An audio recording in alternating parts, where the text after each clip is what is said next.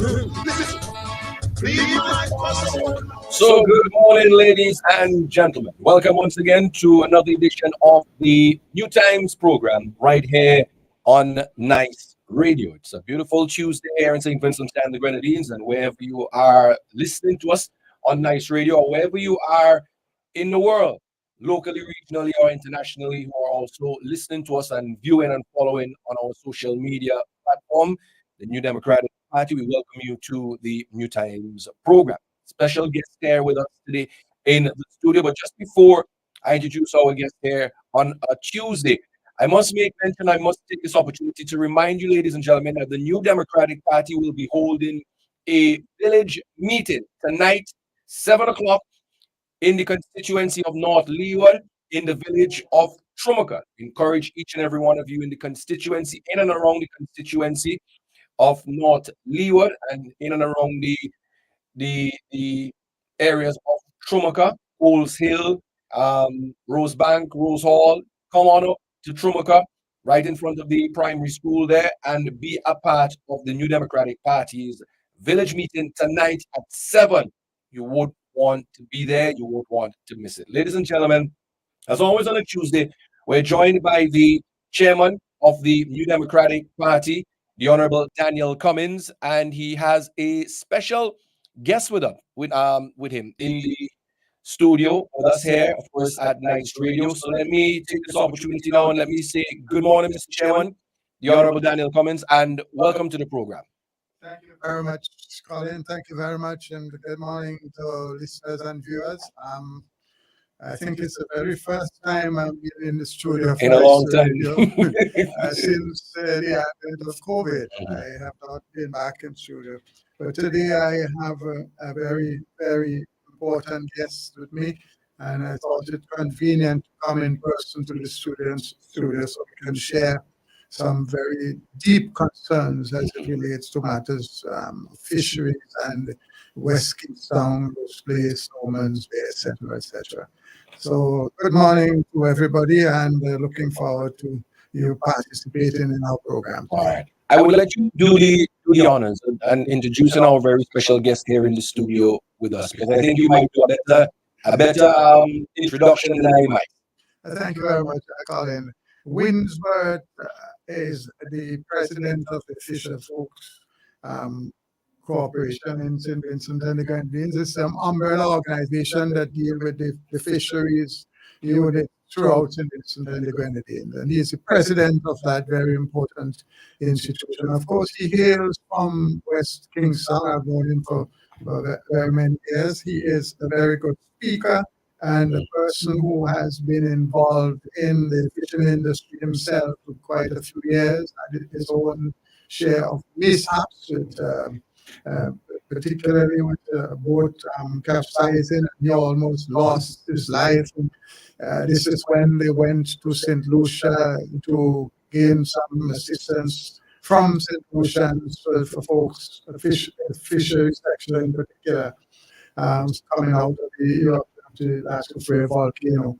The boat overturned, he was seriously injured, and they lost the boat and nearly lost their life. And so his involvement in the industry goes back quite a bit, and he has a number of areas of concern.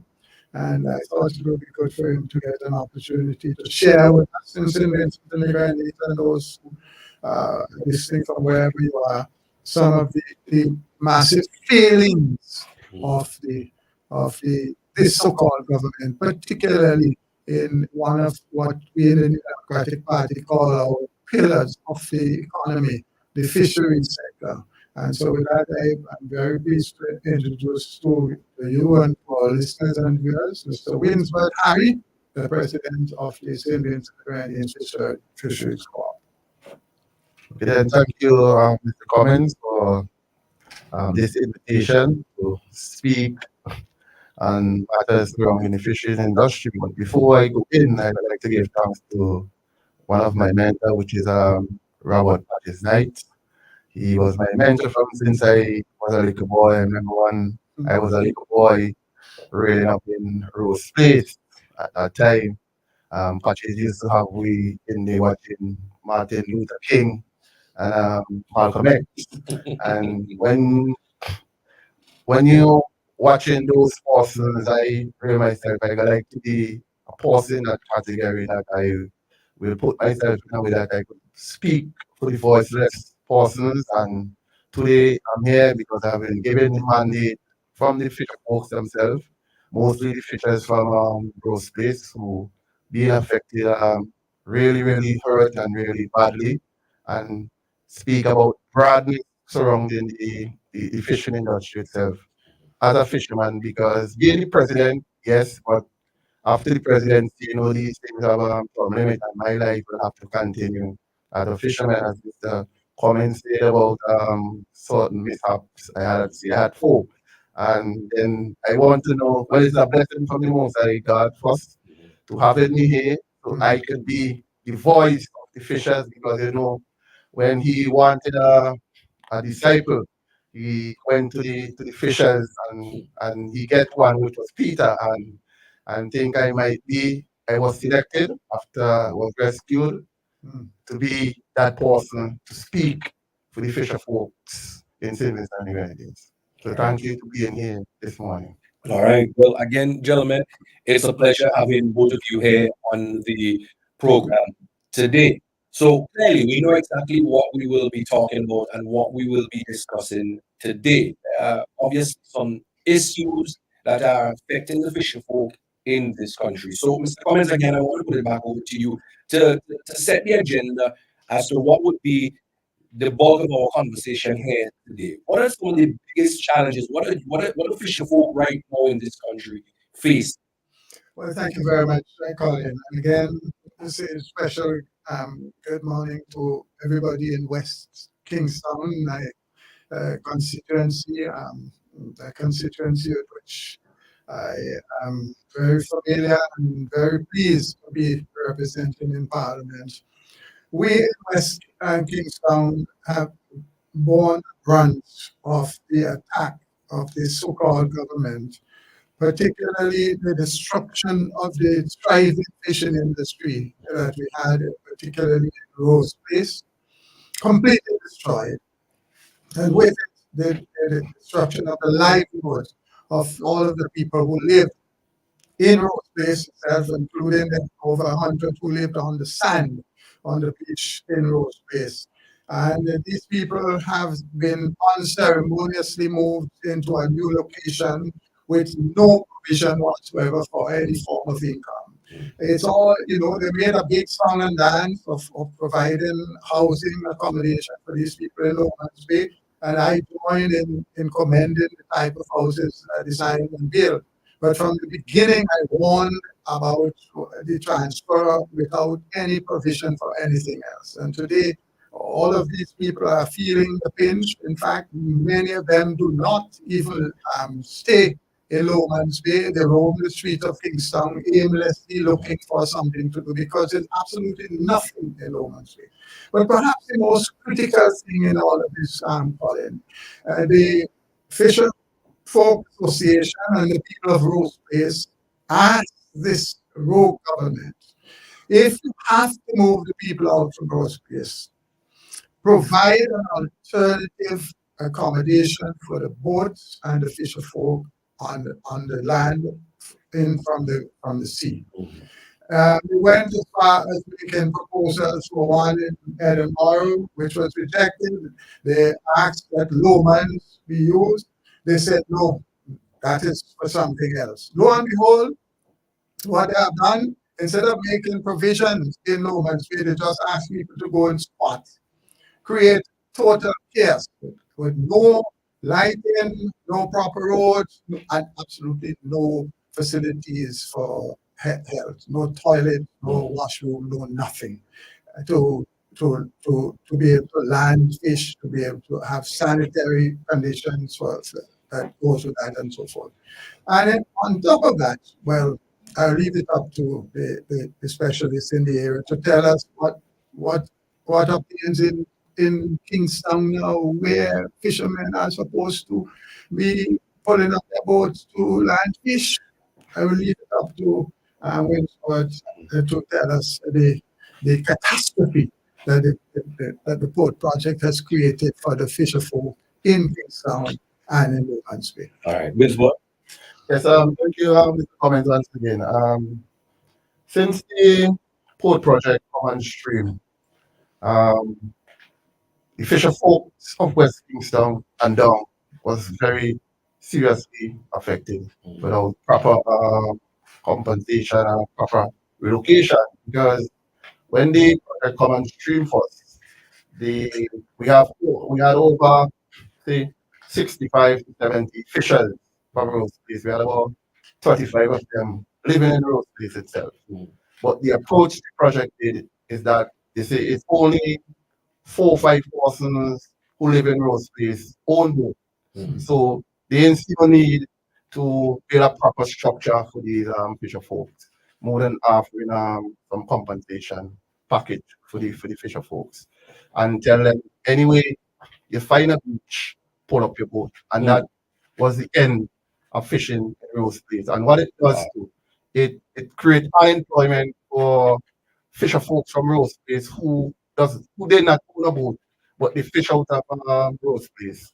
And then what we see now, we see the depletion of fisher folks, and it really hampered the fishing industry. And I have a list here because Before you go, Winsbert, let me see if I can clarify this for the listeners to get a clear picture. What Senator Francis and others determined is that there are only 4 people in West Kingston who own boat. And although there were dozens of people who in West Kingston were involved in the fishing industry, a lot of these people were fishers in that they went out with the boats, they spent days and nights out there, they came in and helped to haul the boats in and all the work associated with the fisheries. Now, that has been unceremoniously removed from Rose Place. It left dozens of people unemployed and with no means of a livelihood. right. So with that, we had some. If you was in a boat, there was a small compensation package, which was at $700, which is a packet, peppercorn chain. I used to fisher folks who fish almost 30, 40 years and from Rose Place because they didn't own a boat. Their compensation was $700.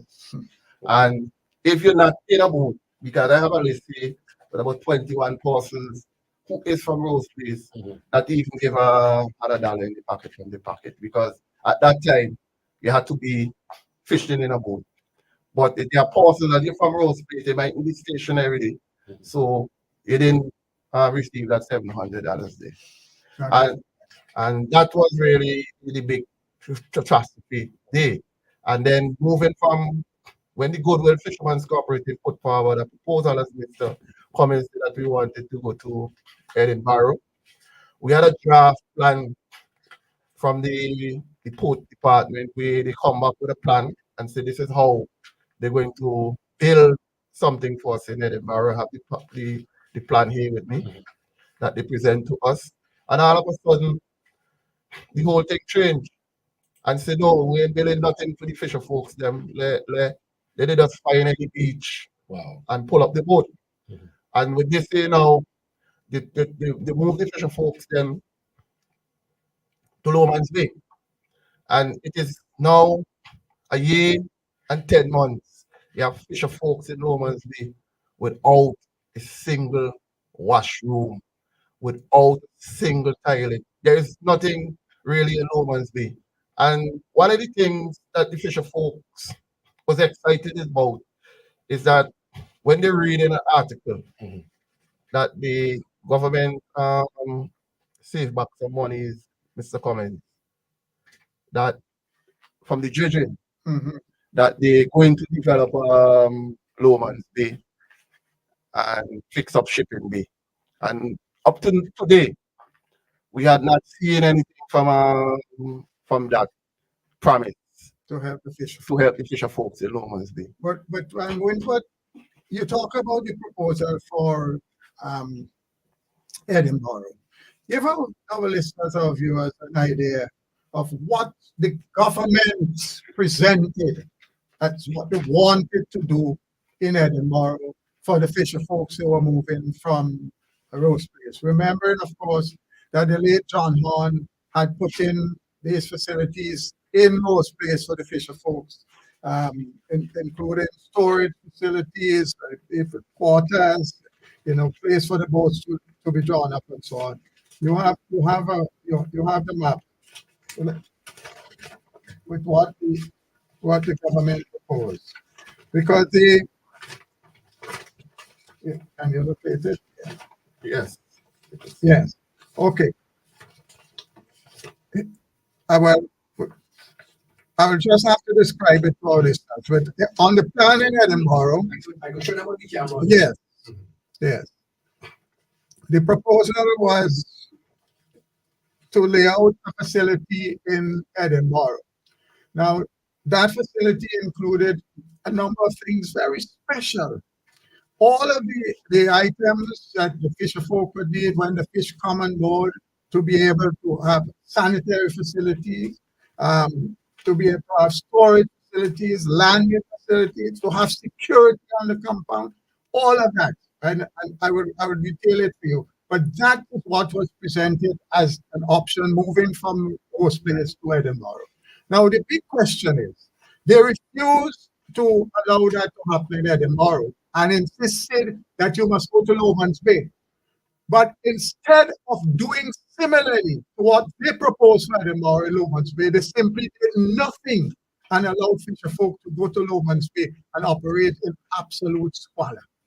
That is what is of concern to us.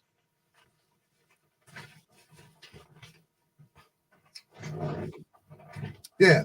So they had public bathroom, they had soakaway and toilet, security booth, they had a sales station, you had urinal, water closet, you had fuel tank, you had a disabled water closet, face basin, cleaning station, and the cooperative area.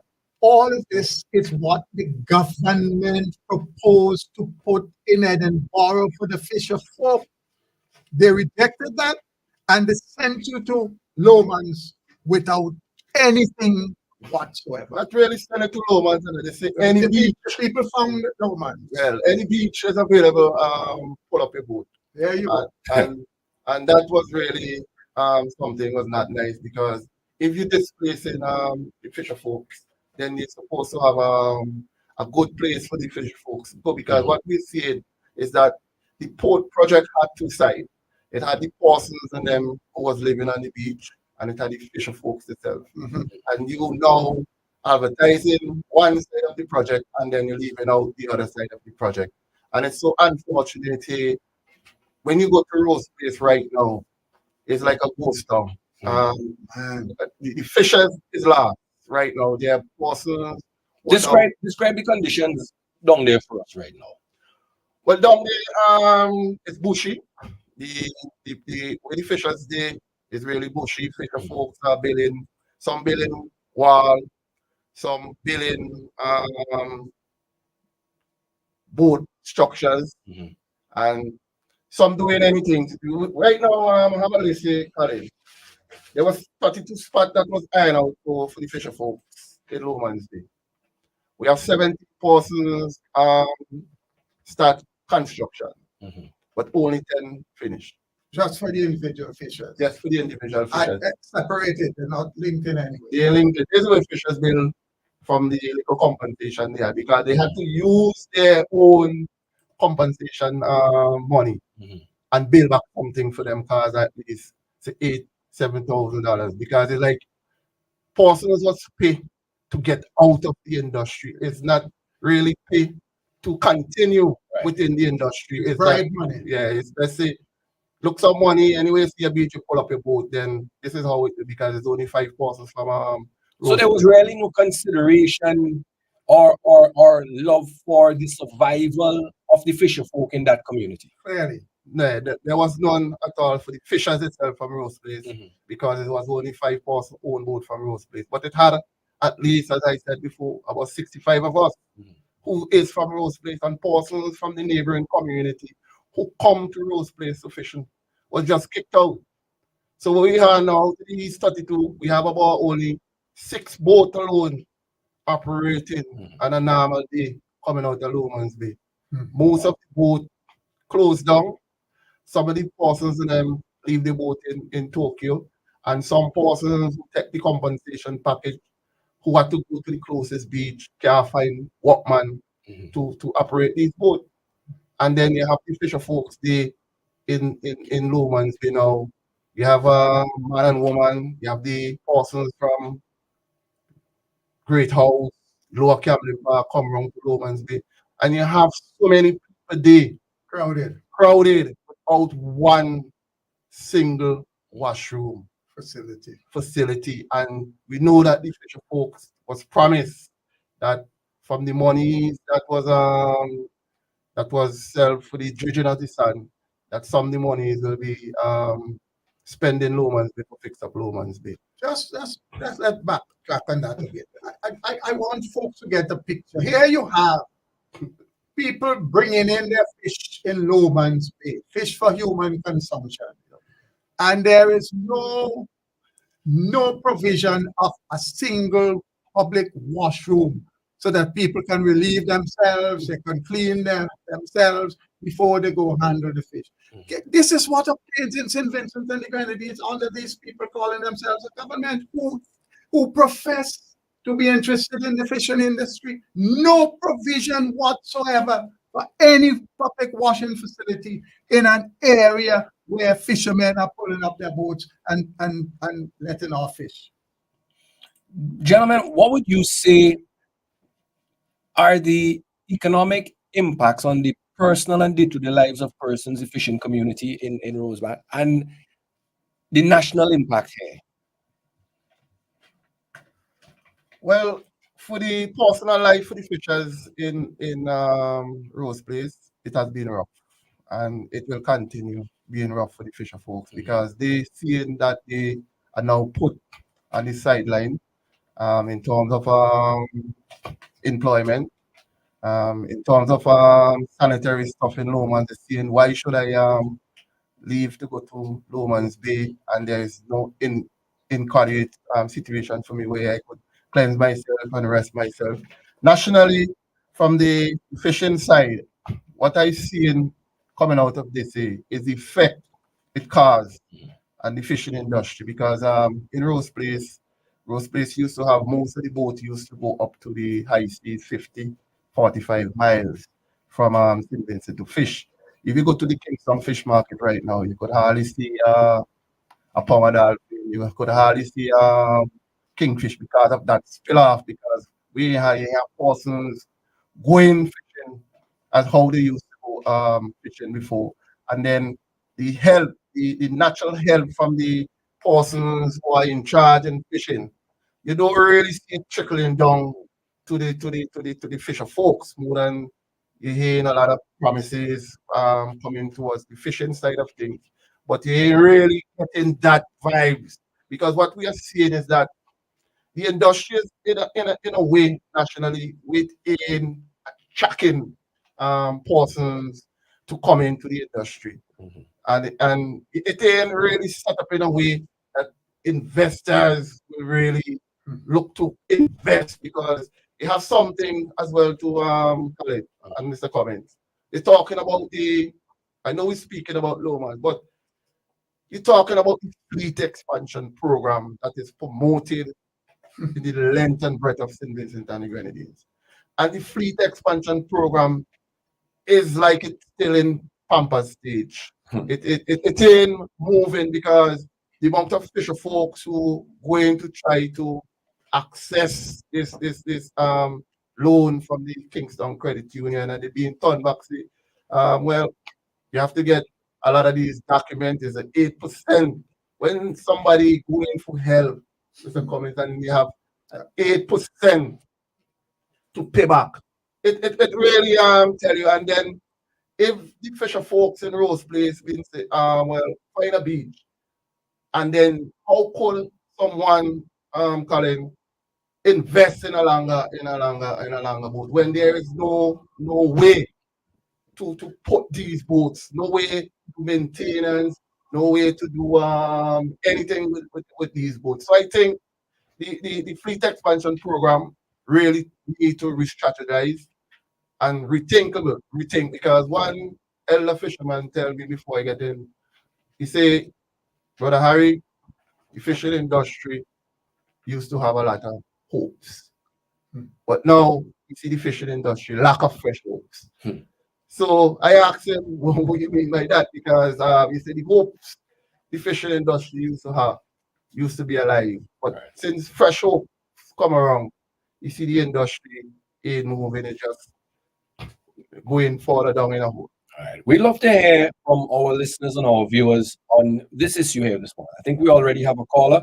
Let's see who we have. Caller, welcome to the program. Hello. Hello, good morning, Mr. Graham. Welcome. I always look forward to your program every Tuesday. Yes, Yes, go ahead. You want to make a contribution? Go ahead. yes, my contribution, I make my contribution on the road. We not make it on the fish because I make it on the road. If we not get the road, we can go sell fish. So you want the roads fixed? Exactly. You take a ride from down bottom town, come straight to Jabridge, and instead wrong into the deeper valley in the yard, down to the backyard.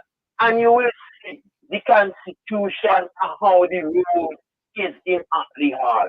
And they have money. All they do is come and measure, and dig up, and leave the road. Yes, How now. they want people to survive? Yep. Yep.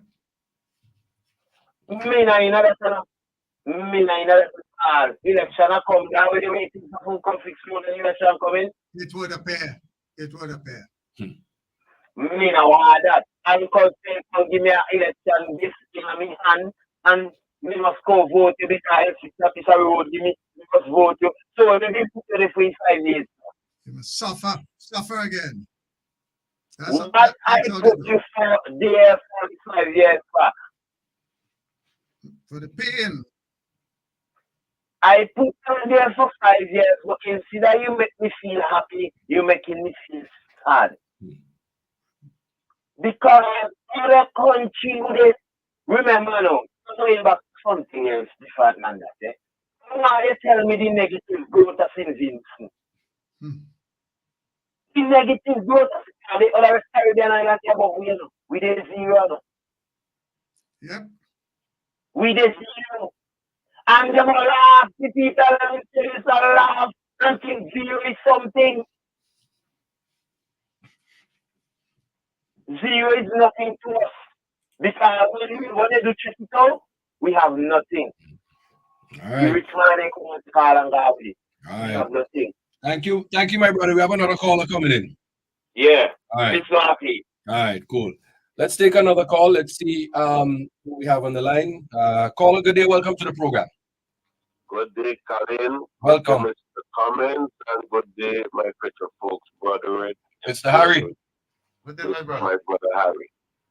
As a Baton Town man, grew up in Baton Town Rose Place, I could tell you, they have been treating you brothers with scant courtesy Hmm. where fishing is concerned. And you see, once a government keep promising and fooling our people for 20 plus years, and they getting away with it, they will continue to do it. Because that's all the ULP been doing. Promising and fooling our people. That's it.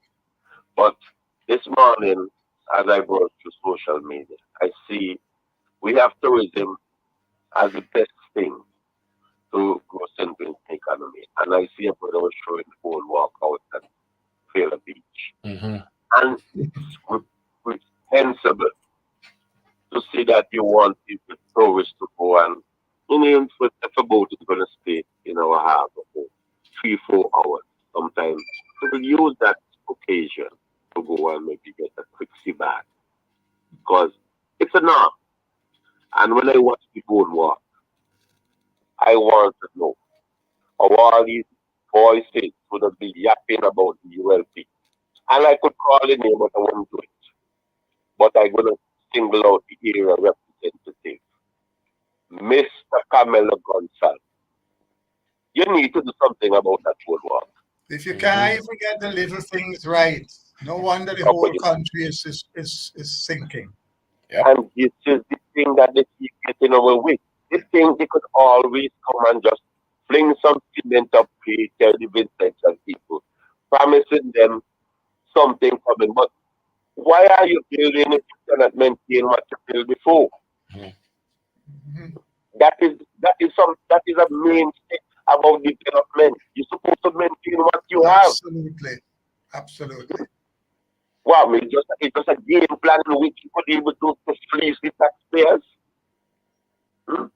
Because once you build something, you think so yes, you could be able to bribe somebody, funnel something somewhere else. Hmm. And I cannot find a better way to describe the governance of St. Vincent more than the streets of Muncie and the streets of Kingston. And every time the Vincent some people realize in a certain constituency that they've been shortchanged and the place they are regressed, they think you could bring a new card and put it on the back. Just like how they do it with Mr. Brewster, just like how they did with Tex Mackey, how they did with the look at all the constituency and not Leeward and all these bills been sanctioned. Every time you have been regressing into nothingness, you think this product look yard and the pap and tell you, oh, things gonna be better. But They're nothing changed. The game is the same. getting worse, actually. They fail to deliver on every front. And everything. And if you cannot get up and move them out of office, I don't know why they don't seem to bother. That like you said, you cannot remove them, and I'm gonna make a call again. Remove the supervisor of election. Yeah. Okay. And I'm calling from his brother Abraham. Brother Joel Abraham, I want you to play a more active role. And if you stand behind, move that supervisor of election. She has, she has shown me that she's not fair. We want a supervisor of election that can guarantee the insights of people free and fair election All right. without any government interference. It's an independent system that's supposed to be running on professionalism. All right. We want that. We want free and fair elections in St. Vincent and the All right, Thank you caller. for getting my All brother. right. Thank you. Okay. Let me just take another caller. Let's take another call quickly. Caller, hello. It left. Yeah. All right. The numbers are up on the screen for those of you listening. You can call. You can be a part of the program here on New Times. Let's take this call quickly. Let's see what we have. Caller, hello. Welcome to the program. Yeah, hi. Hello, hello. Yes, Hello, sir. Colin. Hello, Welcome. Daniel. How are you all All right. doing? Good to hear you, man. Uh-huh. All right, around the Keto here. Just a couple of quick observations. Very, very important and interesting discussion that has been going on here this morning. Um, Before I get to that, I just wanted to underscore something that the previous caller said, which we must take seriously on board. Why build new things when you cannot maintain what you have Exist. Mhm. and Correct. you allow what you have to go growing? Mm-hmm. And building new things, therefore, could only be seen as a waste of resources, waste of funds, and for a country that is resource strapped, simply we cannot afford such wastage. But we have a government that seems to be extraordinarily competent in terms of ensuring wastage. Yes. But I just wanted to make that quick observation. I know what the gentleman said. But let's go back to the issue of the port development project and what has happened to the fishermen. Daniel, this project is being financed, as I understand it, through the CDB, not so? Mainly Mainly, with all right? assistance from the UK.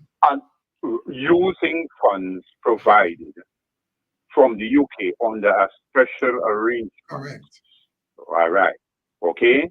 And the CDB is the administrator of those funds, and the funds are supposed to be applied and utilized in accordance with standard CDB requirements. Correct. Right. Now, one of the CDB standard requirements, unless that has changed over the years, has been a social impact study. Correct. that had to have been done as a basis for determining what would happen to persons socially and economically who might be affected by a new project placed in a location that has the clear consequence of disrupting the lifestyle socially as well as economically Correct. of persons who would normally have used that location. Am I right, sir? Absolutely. Good.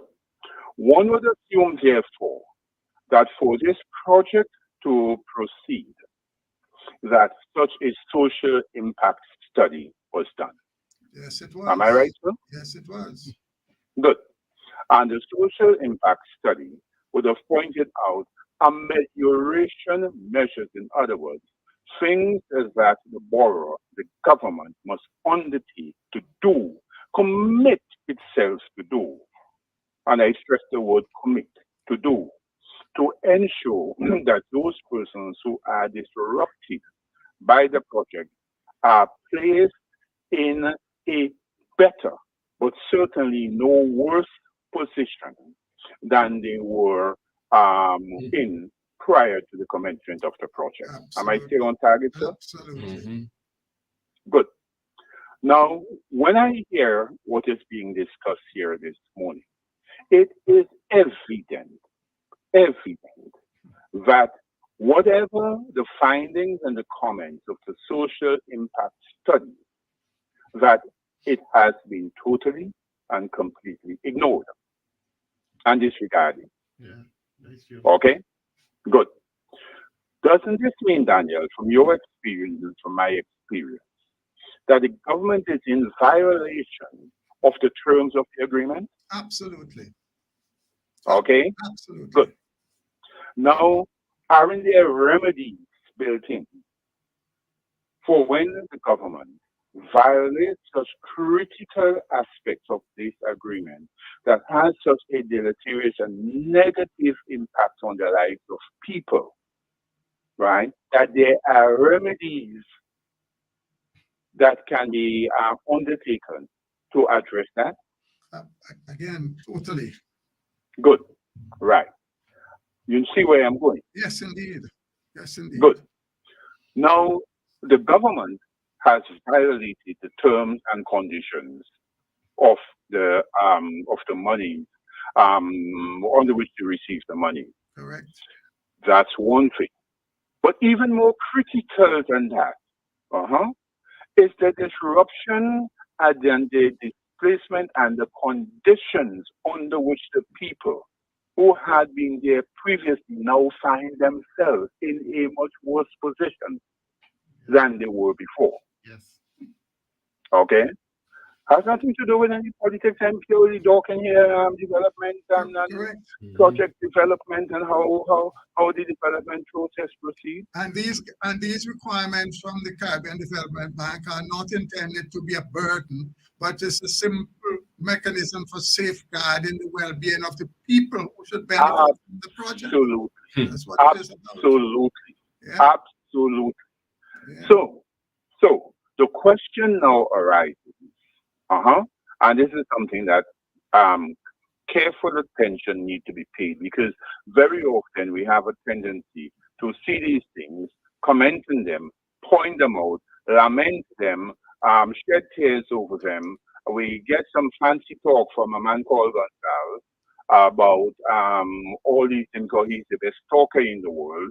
We get some fancy talk from him, and then we move on to the next thing. Yes. All right?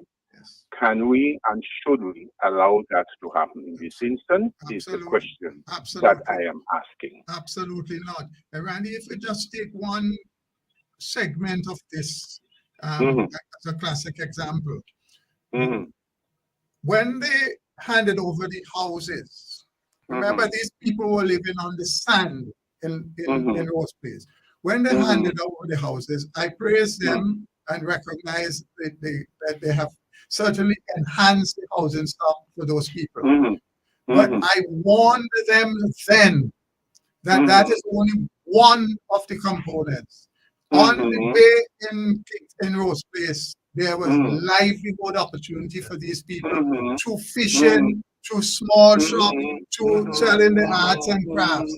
Mhm. And in Lowman's Bay, that there is no such provision. I Mhm. also warn them about a critical social factor. When Mhm. the people were living on the sand in Rose Place, they didn't have to pay Mhm. water rates, they didn't have to pay Mhm. electricity rates. Now in Mhm. Lowman's Bay, every house has a meter for water, every house has a Mhm. meter for it. I said, these people have no income. How are they But going there's to no income. sustain? No work, no nothing. So you give them a house and you say you solve the problem. You created a hellhole for them. That's what you've done.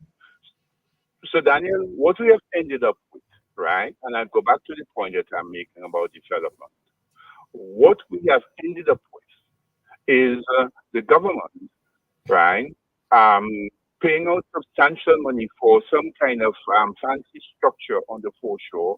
That is another set of discussion, but we don't want to get into Right. that now, right? But in the meantime, what development is about, which is about improving people's conditions of life and their livelihoods, Mm-hmm. right? We have completely disregarded that. And what has happened instead is that that has deteriorated people's conditions of life, have Significantly. deteriorated. Significant. Question, therefore, and I end on this, and I am just leaving it there. Question, therefore, right, is Mhm. that what is to be done? Right. And this is a question for large numbers of people, not Mhm. only those directly affected by this, but also the generality of the population, because when Mhm. you have one segment whose conditions have worsened in the way in which this has happened, Mhm. this affects the totality Of of course. the population Of course. and their livelihood overall in the country has deteriorated. Amen. All right. Randy, And therefore, what do we do? just to add to that, I mean, the Mhm. dozens of people who used to find employment in those places, Mhm. just roaming the streets with Mhm. absolutely nothing to do. Mhm. I mean, can we see the direct correlation to the increase in Mhm. crime and all the Mhm. attendant problems? Mhm. You just taking Mhm. these people, take away their livelihoods and Absolutely. made no provision whatsoever for them. They just roam in Ab- the street aimlessly, by the Absolutely. dozens. They never And find work by the hands. so let us, Daniel, let us keep reminding ourselves and everybody else that what we are talking about is meaningful and real development, Mm-hmm, which comes through ensuring proper livelihood, mm-hmm, right, for more and more people, and to reduce the disruption and dismantling of social conditions under which people exist. We amen. must remind our people that that is what we are about, and that when we are have an experience such as we are now seeing, where what has occurred has flown in the face of Mm-hmm, all development possibilities and development opportunities, mm-hmm. it must be called out for what it is. Absolutely. Thank you. Okay? Thank you so Anyway, much. I've heard it long enough. I don't want to go No, to no, it. not at all. Well, We well, really appreciate Yeah. the I follow what intervention. you're saying is very true because Anyway, concern I'm listening off it. All right. Thank you so um much. I could just follow up because what you call is saying is very true in terms of disruption of life Mhm. for the Spot on. the fisher folks in real space. I think it was not well addressed. It was not dealt with in the proper way because not because most of the fishers don't own a boat. You ain't see it fit. Mhm. Really, really look. The industry is complex. It's not just boat owners, it's people who assist the boat owners, people who go out with them, people who provide services for them. It's integrated. Mhm. All right, gentlemen, I think we have another caller. Let's take this caller. Yeah. Caller, welcome to the program. Hello. Hello. Yes, Good day. welcome. Colin? Yes, sir.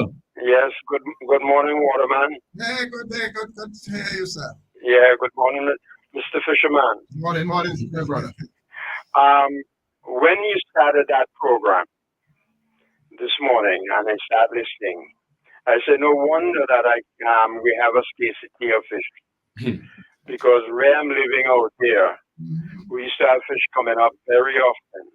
Now we hardly see, and the price and that helped to carry the price of the fish up also, Correct. which means that the spin-off, the whole of the country is reaping part of that spin-off from the difficulties that they put the people in Rose Hall in Rose and Grace. in Rose Basin. And we are now facing part of that difficulty. The whole country is feeling it because fish is scarce, price has gone up Yep. terribly, and all like that. So when they make one error, it's not just the people Directly. Rose Everybody Basin feels won't it. feel it, Everybody but feels it's it. the whole island feeling now, Waterman. Yeah. Yeah. Absolutely. All right. Thank you so much. All right. Thanks for calling. Thank you so much. All right. And you see, we focus there on the people of Rose Place, but there's also the specific damage done to the fisher folk community, which is severe. Wickedness. Sari, you brought some pictures with you. I'm gonna put them up. I'm pretty certain you'll be able to see. I want you to explain what is the situation here and why you saw the need to take these pictures. Well, the picture you're looking at here is the photos have been sent to me from a fisher from the Kingston jetty, where we used to have two jetty. One of the jetty used to have the bigger boats, and That's where fishermen pull up their boats. no, there's when the bigger trawlers used to come and land the fish. Okay. That is by the Kingston Fish Market. Okay. And you have the smaller one, which showing the smaller boats was the original one when the fish market was constructed the first time. But since the construction of the port project and the dam is sand, what they do, the water from Corrales, they channel that straight into to one of the jetties. One of the jetty is now out of condition. No boat can land, no trawler can land it. Just let me clarify, the water from Corrales, what it means by that, there is a drain between Corrales Hardware and Little Tokyo, Right. which is open switch, comes out from Kingstown into the sea. Now, because of the project, it is now turned back to the east and comes out closer to the fish market.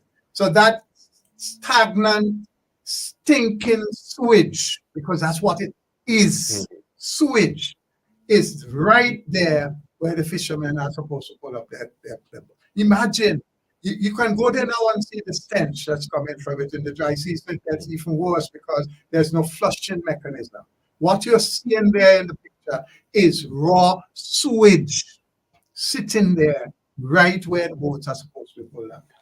And the other thing, we see the other jetty now, you're seeing sand taking up the whole. Where used to be seawater, it's based sand there right now. So if this continue in the next month or so, we won't be able to land any fish at the Kingston Fish Market. And the vendors in the Kingston Fish Market, their livelihood will be disrupted as well too, because if the boat cannot come in to land the fish, how will the vendors get the fish and the public get the fish? So what you're saying is that fishing on a whole in Kingston Out. It's out. The fishing in Kingston area is really getting out because the way how things going, no, there's not up to today, nobody come and say, let them meet and sit down and have a conversation with the fisher folks. This is what's happening. This is what's going to take place. How could we man over it? It's like nobody seems to be care. We have the fisher folks there, and this jetty is our main jetty. Most of the fish from all over St. Vincent and Grenadines land at Kingston Fish Market. That is the critical point. the Kingstown Fish Market has the mechanism for storage and keeping fish of a particular quality there. And if you can't land the fish there, the question is, what are people going to do with their fish? How would that affect the price of fish? But it will certainly affect the supply, and directly with that, the price will go up. We're calling it for several months. So those of us who live in Kingstown, it's interesting to hear my friend from America call and say they can't get fish up there. But I wanted to ask him how he expect to get when we in Kingstown can't even get. You hardly ever have fish in the market. Well, Are you worried about how much this is going to impact the fishing industry in this country? well, it already impacting the fishing industry already, because I hear you talk about the price. Mhm. One of the things that the national organization has been calling for a pretty long time is some concession and gasoline for the fisher folks. Most of our neighboring islands around us, the fisher folks have some leniency in terms of concession, fuel concession and gas. And we asked the crossings in authority for this, and the fishers was told go and raise the fish. Right. So if you was told to go and raise the fish, this is why the fish price will go up, because there is no concession given to the fisher folks. More than we have fisher folks bringing an engine for 150. That's the only concession. Different to that, Mr. Cummings, there's no concession. You're saying the fisher folk demanded of the government that they reduce the duty they pay on the fuel for fishing. And the government, through the Fisher corp. the corporation, which is the agri input warehouse. No, through the fishing cooperative. Yeah, but they responded to say raise the price of fish. It's because No, the authority is not the ministry. the ministry. So ministry said you increase the price of fish. We are not reducing the price. Right, yes. There you have it. Right. So that is it. They say we'll increase, because if we give you concession, the whole of St. Vincent will have concession. My goodness You gracious. understand? I'm saying, so I say, well, if the fishers could ease, we could be able to sell the fish cheaper to the public, cheaper to the hoteliers and them. And we will say, no, go and raise the fish. So Raise the price of the fish. raise the price of That's the their fish. solution. So that was the solution. So this is why you are seeing the price of fish is so high now, because there was no serious. Fishermen have to live. We have to Right. live. So despite the terrible conditions you guys are having to endure, no concessions, raise the price of fish. So at the end of the day, everybody gets the shaft, including persons who go to the market to buy fish. So the government solution for everything is Raise it. raise the prices, make things hard and more difficult for Vincentians to buy and afford in this country. So more pressure from the UL. Or the government. Wow. Because I want to move from the issue with the jetty, because it's a very serious issue as we speak. We cannot bypass it, because as I said before, the Kingstown Fish Market is the only landing site. And we're happening now, the Kingstown Fish Market was managed by the Agriculture Input Warehouse. And what we are seeing now from the Agriculture Input Warehouse, I made a statement a couple time ago where the fisher folks would like to do business with the input warehouse. But they now is looking to stab us in our back, because what they do, they increase the landing Fees. fees on us. Wow. We used to pay 10 cents to land fish. They now increase it to 25 cents. Whoa. Whether you can claim expense, you go to get 50 pounds of fish, you can't buy back gas to go the next day. From 10 to 25? From 10 cents to 25 cents. My goodness, 150% increase. So this is why you see Break down the math for some people, because some might say 25 cents, it's just a shilling, I know big set of money where you complaining for. But break down the maths for them for me. But the 25 cents is every pound is 25 cents. Not so if you catch 100 pounds, it's $25. From 10 cents. From 10 cents. But sometimes every day's fishing, they were not catching it. Some fishermen go out there and they get 50 pounds, 60 pounds. Right?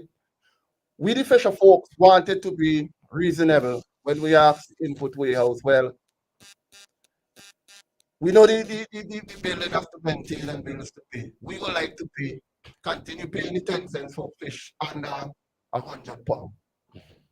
This is all. They want 25 cents. So sometimes you go to see, you can't have nothing for your children and them because you can't play expense, you can't buy back your gas, you can't catch up and for go home, and you have to pay that 25%. And they tell you if you don't pay, they will confiscate your fish, put it in the cold room, and you can't do business. And this is so unfair. While the fisher folks say, please, we will pay 10 cents for fish under £100. We will pay. That was the fisher folks ain't want to pay. But they declined. And Colin, I have here with me another letter that was sent to the Agriculture Input Warehouse, Mr. Cummings. You know, the Agriculture Input Warehouse have a board that manage the thing, including the fish market. And there is not a voice representing the fisher folks. Wow. I asked them if they could have a voice of the fishers sit amongst them in the decision making. They have acknowledged it up to now. Wow. And all they're doing is just increasing fees, and they're not addressing the situation with the wharf. And then the fisher folks have to leave the boat by the wharf because they can't go to Loman's Day. Who are some of these people on this board? Are they young people on the board? Are they people? The age of people who already retired, persons who have a boat, they have an engine, they have a thing, they know anything about the fishing industry, and they sit there and they make a lot of decisions on behalf of the fisher folks. And I think it's really, really putting a burden on the fishers. It's like instead of building the industry, it's like you're running people out of the industry. This is why you're seeing less and less fish in the Kingston fish market. Persons are not going into the fleet expansion program because the program is set up in a right way. And then you have all these fees. It's rough fishing right now, and you have the situation with the fisher folks from Rose Place. They're killing the goose that lay the golden egg. This is the reason why Dr. Friday has decided that when we form government, we'll have a ministry dedicated specifically to the blue economy. Because what is happening in the Ministry of Agriculture now, fishing is an unwanted child. You putting all the pressure on the fisher folk, you're increasing all the price, you're not reaching out to any assistance. The facilities for landing the fish are now disappearing because of the stagnant sewage right there. If that isn't dealt with quickly, you wouldn't be able to land fish in Kingstown. Certainly not fish that is fit for consumption. You, the fisher folks who had to move to Lowmont, have no provision for any. You want to tell me that that is a government that sees fisheries as part of the development of the people of this country? Clearly, no, they don't. All right, we have some comments coming in here on social media. Let's jump over to some of them quickly. Winston has to say, the entire waterfront of Kingstown will be changed completely. What will have to be done, land the fish elsewhere, then transport to Kingstown Fish Market via refrigerated trucks. But this obviously is this not going to carry up the price of fish even more? But of course it would. But clearly the government is not concerned about the fisher folk. Colin, a blind man wearing spectacles would have seen that project would create problems for the docking of the fish in Kingstown. And part of what Randy Cato talk about is how you deal with that. There is no profit. Nowhere else in the country is there a mechanism for landing fish like this in Kingstown. Nowhere else. But wasn't it the New Democratic Party on the division of Sir James Mitchell, Little Tokyo, and fishing trawlers and all of that? Correct. But we've seen now a complete turn from that direction, that vision. Is that intentional? Well, clearly this government doesn't view the fisher folk as part of the national bill. They're not in the equation at all. That's why I was stressing earlier. They made proposal to put a proper facility in Edinburgh. And when that was rejected, instead of putting it to Lowlands, they did nothing. So down there is absolute disgrace and most unhealthy place for land fish. And now The facility in Kingstown is soon going to be not available. And even today, it is not wise to land in fish amidst that stinking sewage that is right there. Again, that drain passing between Koreas and Tokyo brings all the sewage. Remember, folks, in Kingstown, there are a lot of restaurants, kitchens, all of that, whose waste run into the drain. And that goes straight into the sea without any treatment at all. Open sewage. And now in the heart of the dry season, there's not that flushing mechanism where rainwater from the roof flushes and cleanses it out. So that water is stagnant sewage right where the fish is supposed to be landed in Kingston. I mean, tell me, this is something like a government that cares about the people. The port project turned the drain that was heading straight out of Korea's Hardway into the sea. They've diverted it towards the fish market before it can go out to sea. And now what's happening is just stagnant there, creating an absolute disgrace, a nightmare for landing fish. What a country. With what let me ask, how do you see, where do you see the future of fishing and for the fisher food in Kingstown, maybe the next 10, 15 years if things continue to go in this direction? The future of fishing in Kingstown, if the fishing industry do not see, but I think Mr. Cummings been talking about it. If we don't have a fishing marina, build fishing marina that was put in place to accommodate the bigger vessels that we're talking about and the boats, I don't think the future will be bleak because it won't go no far. Because if we have enough scarcity of fish, it's so expensive now to buy fish at the Kingston fish market. And then if persons want to get into the bigger boats, where they will be putting these boats. So this is the big question. So what we have to have now is a vision to build a fishing marina that could accommodate fishing fleets of different sizes. I mean, we live in the hurricane belt. I mean, when the time comes, you have to be able to draw these vessels out of the water and make all of this. The fisher folk presented all of it to the government when they're talking about this project. You know, that's how we came up with the proposal for Edinburgh, and they just threw it out of the window. You know, but Randy Cato is right. This is a matter that CDB must be brought to CDB's attention, because it's not the first time that this government has violated the terms of funding provided by the Caribbean Development Bank. So they have a bad habit of doing it. We have a bad habit. We have a case where one of the contractors, Bali and Associates, Malcolm, took them before the court of law and won for the way they awarded the contract against the terms of the Caribbean Development Bank. And here you have again the provision, the studies identify the problems for the fishers and all the people in Rose Place. They have made some minimal provision for housing for the folks on the sand, but they have done absolutely nothing for the fisher folk, contrary to the agreement between the government of St. Vincent and the Grenadines and the Caribbean Development Bank. All right. I have to raise, because you know there are always going to be the naysayers who would want to say, look, the government is trying to build a port to make St. Vincent and the Grenadines better, and it seems like all the NDP is going to do is criticize this and criticize that, because they wanted to say that against the NDP for the building of the Argyle International Airport. I wanted to make it clear, is the New Democratic Party against the building of the port? What are the problems and what are the issues here? Colin, the New Democratic Party position on the port is very straightforward. Dr. Friday has made it abundantly clear that just like the airport, the New Democratic Party will make it work, will make the port work. And the objective here will be to increase our exports, not just about importing stuff. We are not, so it has to be simultaneously tied with the productive sector, whether it be in agriculture or agro-processing, you have it, to be able to ship out. To what we're doing now, we're importing so much more than we are exporting. So the port project in itself is not an issue.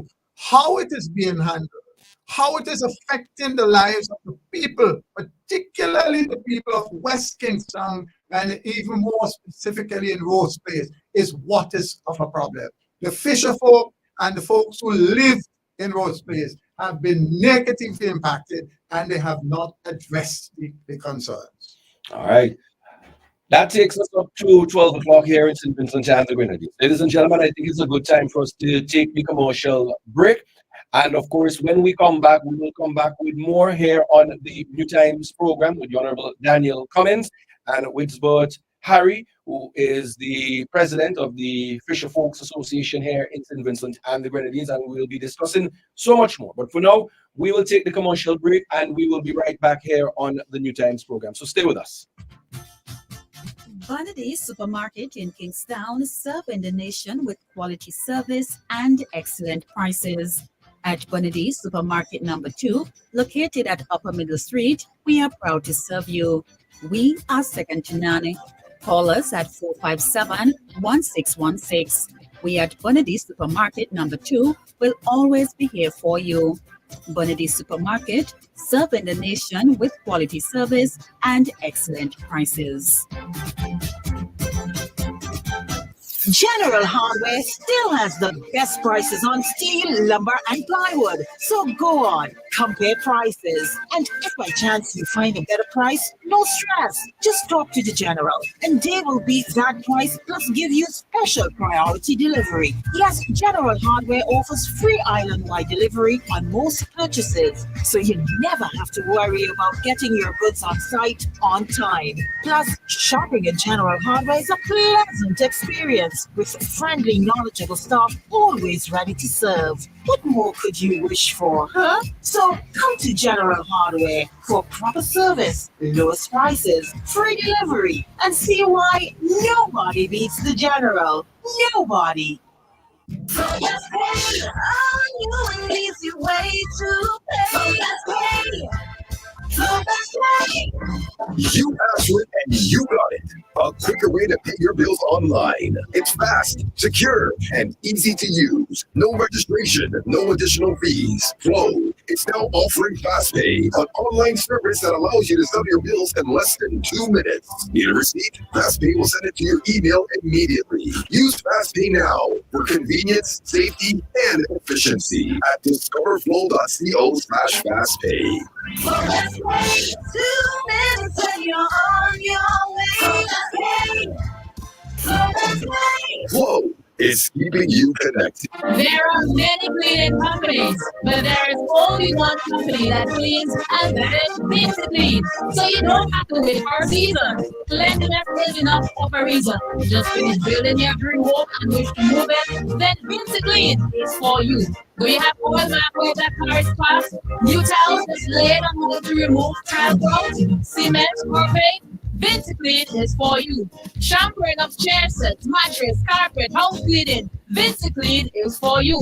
So whatever cleaning you need and for the best prices and quality on the market, telephone 431-1360, 457-1649. Vinci Clean, Vinci Clean, Vinci Clean, the best in service. Get dinner and candles for light. Popcorn for your movie night. One stop and get it right. It's time for us. We got what you're looking for. All the brands you love and look at everything at Nazi Stores. Nazi Stores is where you wanna be. We take care of you like family. We do all that because we treat you like we should. It's that good, it's that good.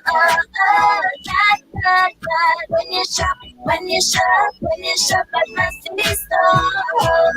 That good. Massy Stores, our family serving your family. Listen up, all islands recycling in Camden Park is buying your empty beverage plastic bottles and aluminum cans. We're now offering $2.75 per kilogram for all of your clear beverage bottles, including juice bottles. Simply rinse, remove covers, and close them separately. Store aluminum cans must be bagged separately. Remember, it's cash, not trash. It pays to take care of your environment with all islands recycling. Call 453-4150 for details. Air filters, oil filters, fuel filters, pads and brake shoes, clutch discs, pressure plates, motor plates, engine parts, fan belts, timing belts, oil seals, spark plugs, radiators, radiator hoses, water pumps, universal joints, suspension parts, KYB Japanese shocks for Toyota, Nissan and Suzuki, tie rods, rack ends, small joints. You can also get accessories, cleaning supplies, polishes, titanium tint, black tint, Valvoline motor oils, Toyota and Honda motor oils, transmission fluids, Michelin wiper blades, headlights, corner lights, HID kits, HID bulbs and glass, LED bulbs, and much, much more can be had at Automax Auto Parts. Automax goes the extra mile and spend the extra dollar to ensure that you get first quality Japanese auto parts. Come see the difference at our showroom opposite the basketball court in Camden Park. Call us at 458-2000 or 529-2070. Visit us on Facebook, Automax Auto Parts. Drive the extra mile to get the best first quality auto parts. Please note that we open on Sundays from 8 a.m. to 3 p.m. BK Grace and Company is the number one supermarket, 100% concession. Concession supermarket. You got all of what you're looking for. You must be patient to serve you more and more. In business now for over 50 years, and you will always stay by shopping right here. Oh yes, we're number one. Get Grace and Company, and we love it. The market for you and me.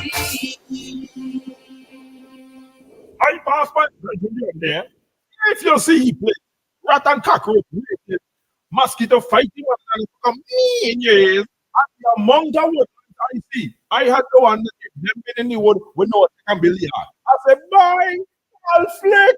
For the eradication of pests, Flick is your answer. Before and after construction of your domestic and commercial buildings, Flick uses environmentally safe chemicals and keep washrooms fresh with the Aroma Odor Control and the FemCare sanitary disposal systems. Call Flick Pest Control today at 457-1857 or click www.flickpestcontrol.com.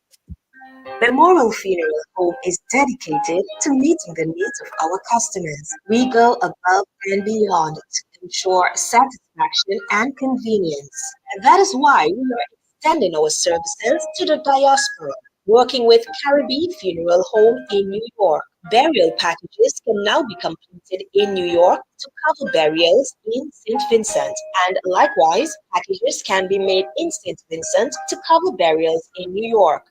Caribbean Funeral Home is located on 1922 Utica Avenue, Brooklyn. Call their office at 718-444-1818 or WhatsApp at 347-925-9557 or 347-231-5410. For more information, call our local office at 458-8888. Memorial Funeral Home. Quality, convenience, and affordability. Randy Supermarket is perfect for all your grocery needs. We have a range of liquor, liqueur, and wines. Fresh and quality bread, and our weekly specials will simply amaze you. Conveniently opened 7:30 a.m. to 9 p.m. Mondays to Thursdays, and Fridays and Saturdays 7:30 a.m. to 10 p.m. We have competitive prices and friendly staff. Randy Supermarket, located at Lowby Street and Terrell Street. Call us at 456-2994. Randy Supermarket, where shopping is fun.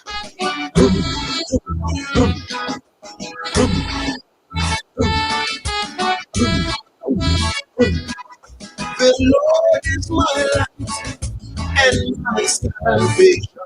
And whom shall I fear? The Lord is my strength.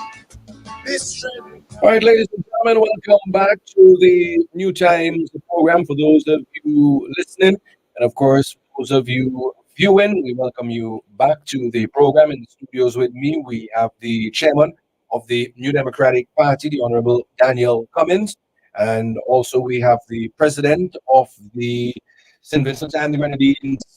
Give me to be correct because I'm saying Fisher Folk Association. That could work. All right, Mr. Harry is also here with us in the studio. And again, just for the benefit of those who may have joined us late and after the break, we are talking fisheries, ladies and gentlemen. We're talking about the adverse effects that the fisher folks are having to endure after being removed or replaced from the Rose Place community, what as we popularly known, colloquially known as Bottom Town in Kingston. Again, Mr. Cummings, what are we having to deal with here? But Colin, quite apart from the lack of any form of livelihood for the folks whose lives are just completely disrupted. Um, as I said before, the provision of a house in Lomonsby is a small part of it. There is no form of income, there is no nothing, and they're saddled with all kind of bills. But for the community of Rose Place as it is now, what is happening? Those people not on the side, those who have their genuine homes in the city, the drains, the two drains, one in the area community bad, and the other is where the fishing unit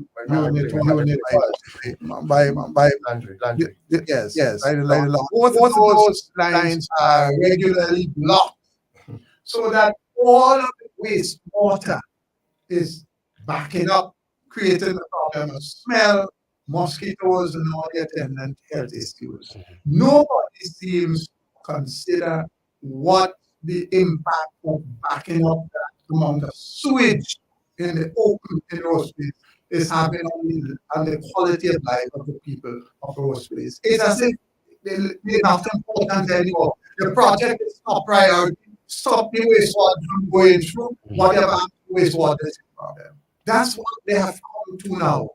No provision whatsoever for draining the sewage out of Rose Place, creating a total headache, mosquitoes, the smell, and all the attendant issues associated with that. It's as if people in Rose Place don't care, don't count anymore. All right. We're going to keep the phone lines open. We hopefully should be joined shortly by Senator Israel Bruce, jumping in here as part of the discussion. But again, the phone lines are open and feel free to jump in and give us a call here live in the studio. Again, the numbers, if you are calling us in the studio, the number is 456-5967. Again, that number is 456-5967. You can send us a message via the WhatsApp. That number is 498-3802. Again, 498-3802. We'd love to hear from our friends in the diaspora. You can reach out to us via the Magic Jack. That number is 718-734-5615. Again, that number is 718-734-5615. We're going to try and see if we can establish a connection with Senator Israel Bruce and bring him in on the conversation. Let's see if we have him on the line. Senator Bruce, you there with us? Hey, Colin, how are you doing? Fine, thank you, man. Welcome. Glad to have you as part of the program. Yes, I am grateful to give up some time to the program myself, and let me greet the chairman of the party, Brother Daniel Cummings, and the leader of the fishermen's industry here in St. Vincent and the Grenadines, Mr. Harry, I think is his surname. Yes, correct. Good to have you, my brother. And of course, Senator Bruce shadows agriculture, which includes very important fisheries and St. Vincent and the Grenadines. Yeah, thank you, Daniel.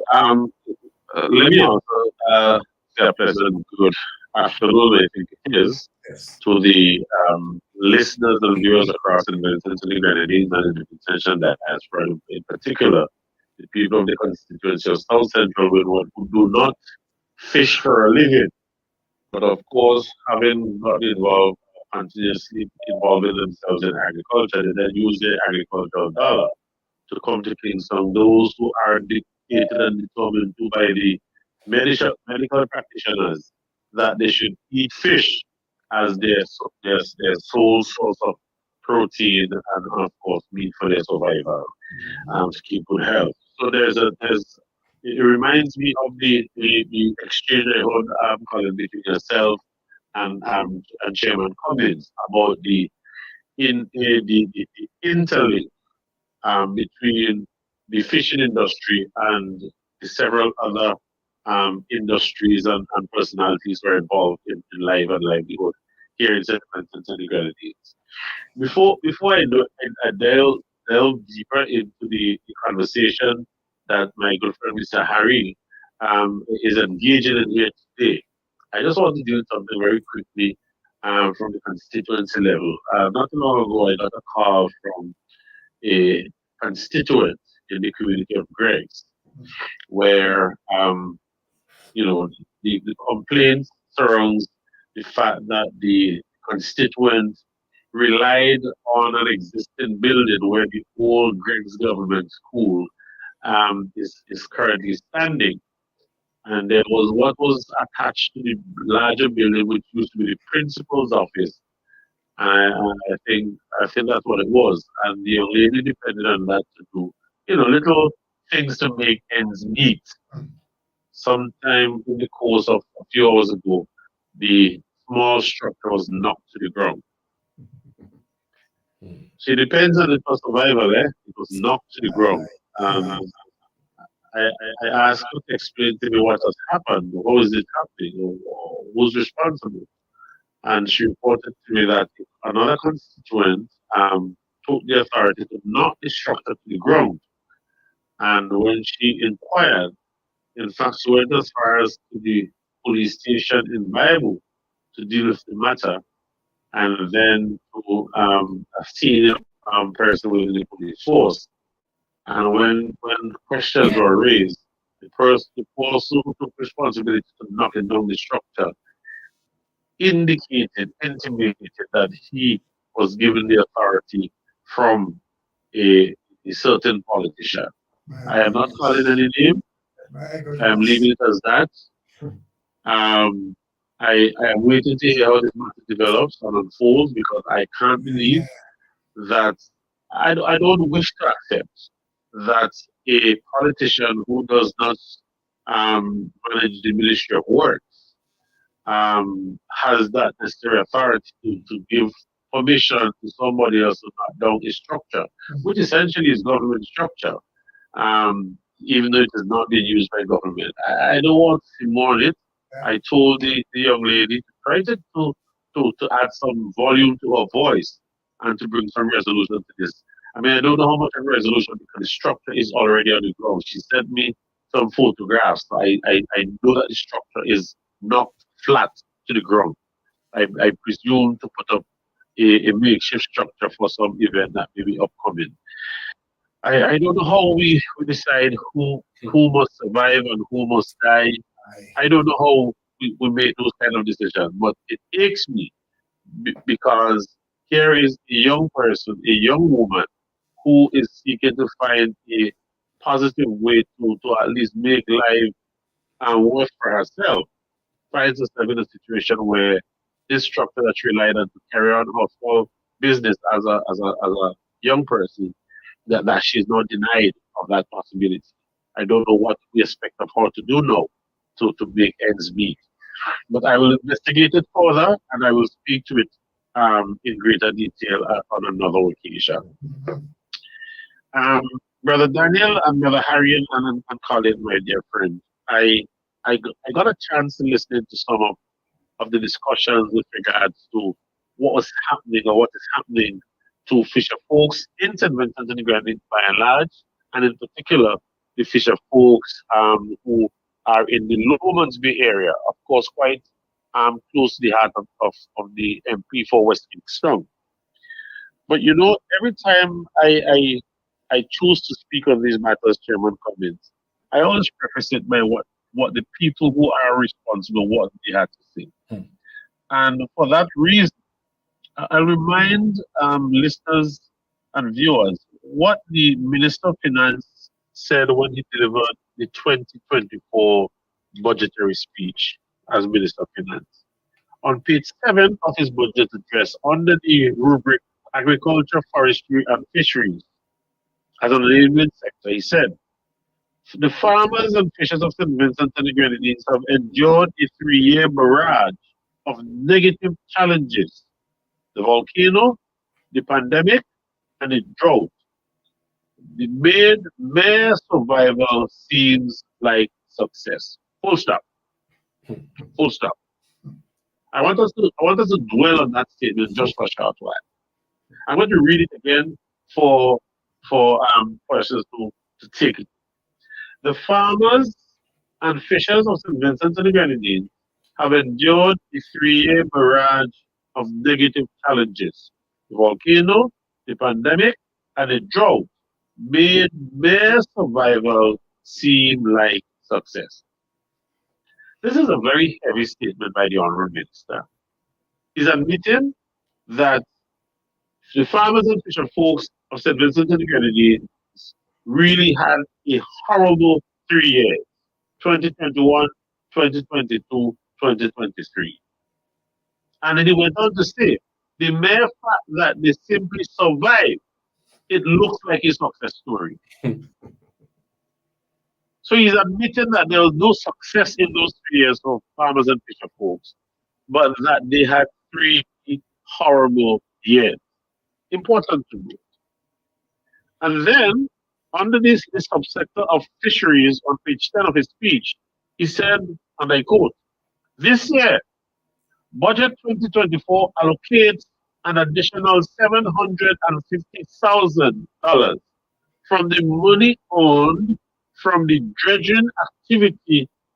That is what took place in the Stubbs area coming around there to help with the backfilling of the port project. Yes? Mm-hmm. The dredging activity to establish safe and sanitary facilities for the fishers operating out of Lomans Bay and Shipping Bay. So the people of Lomans Bay, Daniel knows exactly where I'm talking about. Shipping Bay is that area just before you get to Bayaboo proper, right? Where the Fernandez and others, and the Warriors and others, ply their fishing trade. Now, I am still waiting because we're in the month of May. Next month we're into June, and then we're into Carnival, and then we're into the latter part of the year. I've not seen the move to do any of this. Now, it reminds me of the tragedy of the failure of the government to meet their budget 2024. We should never forget that, you know, Daddy. Yeah. We should never forget it. And the people of this country must always be reminded of it. But I recall having a careful sit down with the leadership of the fisheries industry representatives in St. Vincent and the Grenadines for the better part of 2.5 hours in preparation for my budget presentation. And so I became intimately aware of many of the challenges that are faced by the fisher folks. So when I hear Mr. Harris say, for example, that when it comes to providing incentives to the fisher folks to help them so that they can sell the fish to the consumers at a better price, it goes back to the original statement I made. You have so many persons who are struggling with either diabetes, high blood pressure, and other ailments that it is determined that you become dietary constrained. And so many persons are told, stay away from this. At best, you get your vegetables and your fish. Yes, fish is best. Yep. Yes? And a lot of these people who are required to do so can't do so because Mr. Harry explained. Mm-hmm. The cost of purchasing fish is such that a lot of these people are even unemployed but poor. And that's what we have to deal with. And then the reality of not taking that initiative to assist the fisher folks really hits home.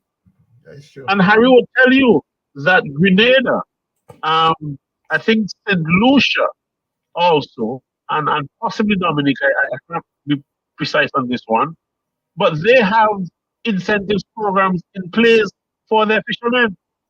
Yes, that's true.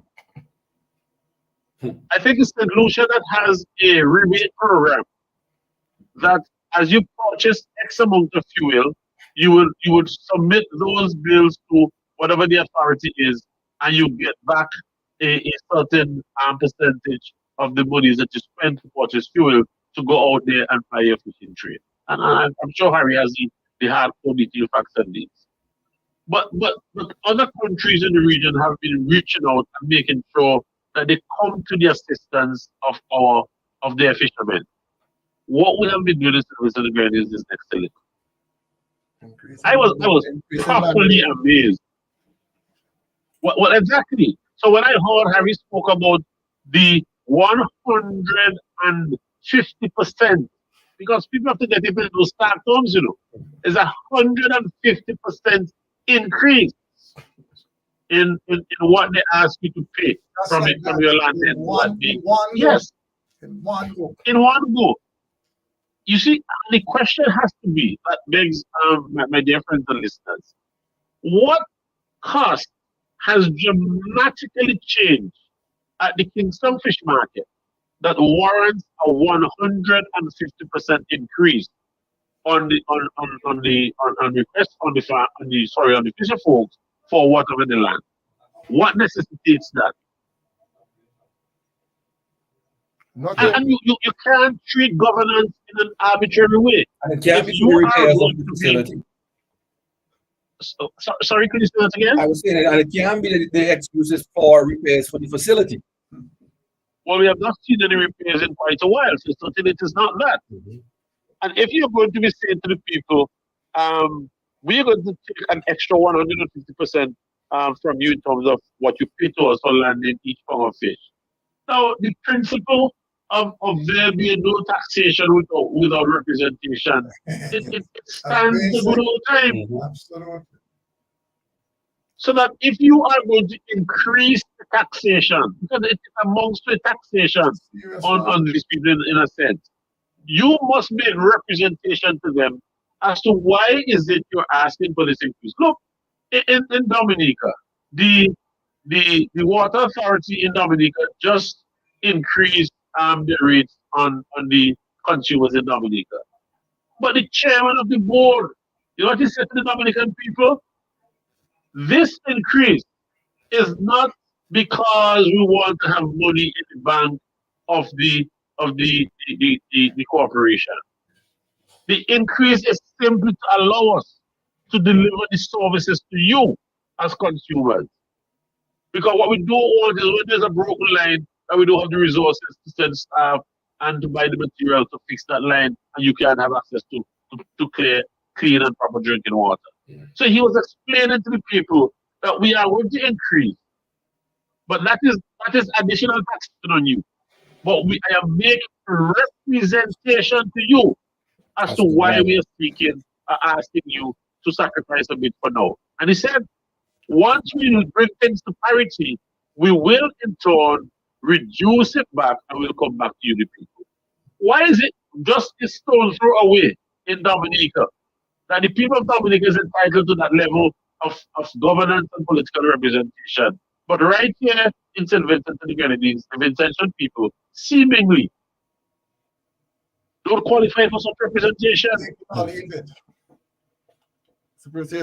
don't understand, and I don't fathom how we could be doing that. We have a duty to reach out and make sure that the fishermen and women of this country get of the very best. These are people who are going out at sea, risking their lives every day to provide for the basics. When the Ministry of Agriculture says to us that the principal objective of the ministry is to reduce importation and to increase export. I mean, how are you going to realize this if you pigeonhole the fishermen, you disband and disregard the farmers? The cottage industry that should predicate on the agricultural sector is almost non-existent.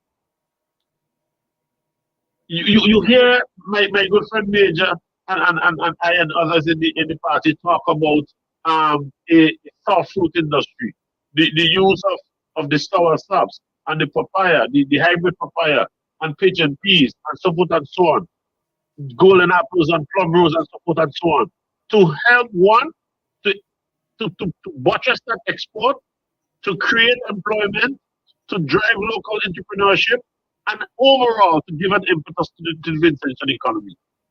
Nobody is taking these things seriously. And the only how we are going to give life to these very crucial thought processes is to vote a new Democratic Party into government.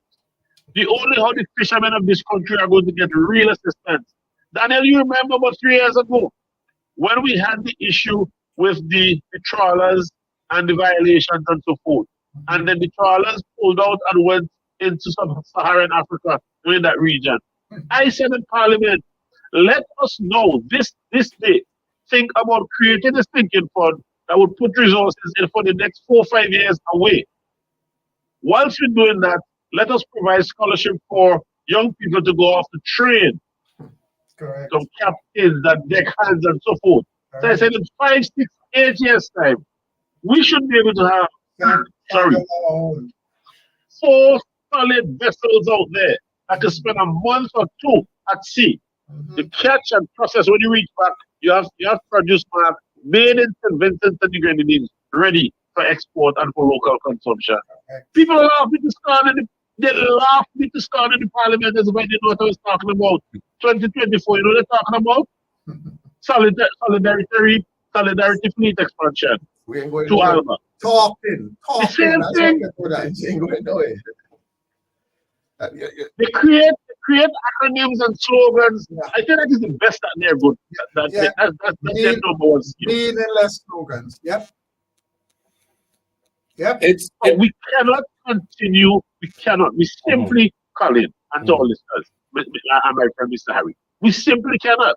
What progress has been made in Lomans Bay, for example, with regards to these facilities? Up to January 2024, I knew that there's no progress. What progress has been made in spring in Bible? I passed there yesterday coming from Court in Georgetown, and the only thing I'm seeing happening there is the widening of the road that they've left to come to the state of dilapidation. So those 2 projects have not moved in any regard. So are you taking the fisher folks for granted? The answer has to be simply and quietly, yes, that's what the government is doing. And for a ride. Yes, you're taking them for granted, you're taking them for a ride. And I say again to the fisher folks of this country, if you are going to realize your true potential, that is how it has to be. Our fish, our fish market, you know, in spite of the major tourism industry player that came into the scene lately, being sandals. You think it's this fish market that is the aggregator for sandals?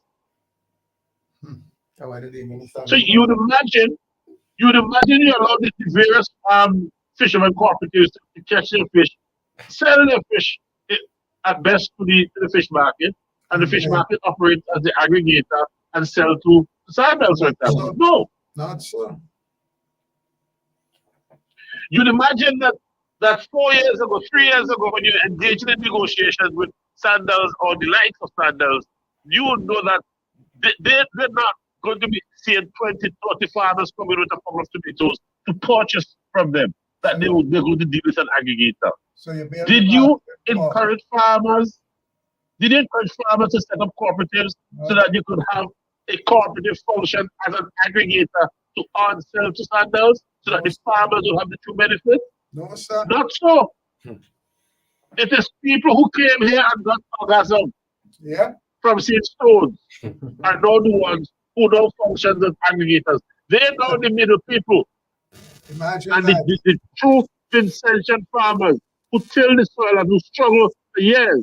When there is a bit of salvation or a bit of glory for them, then they push further to the back of the line. Yeah. I don't know how else to express this. I don't know how else to say this.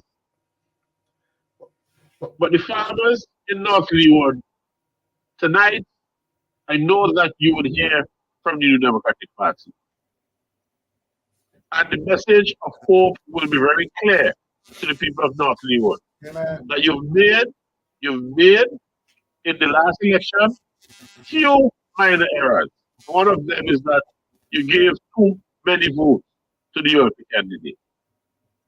And we're hoping that when the messages, as they commence tonight, and further into 2024 and into 2025, God's willing, that there'll be a greater light shining on North Leeward constituency, like we expect those lights to shine on South Central Windward and others, Amen. as we bring some clarity and purpose to the life of the people of St. Vincent and the Grenadines through the new Democratic Party. Gentlemen, I thank you so much. Thank All right, thank you very much. Thank you. There you just heard from Senator Israel Bruce, a very sterling contribution here on the program. Mr. Cummings, anything you want to add to what Senator Bruce had to share with us here? No, Colin, just to say that I am so glad that he's able to make it. The member, Senator Bruce, is the person who shadows agriculture and fisheries in the parliament, and he demonstrated quite clearly why Dr. Friday has chosen him to fill that role.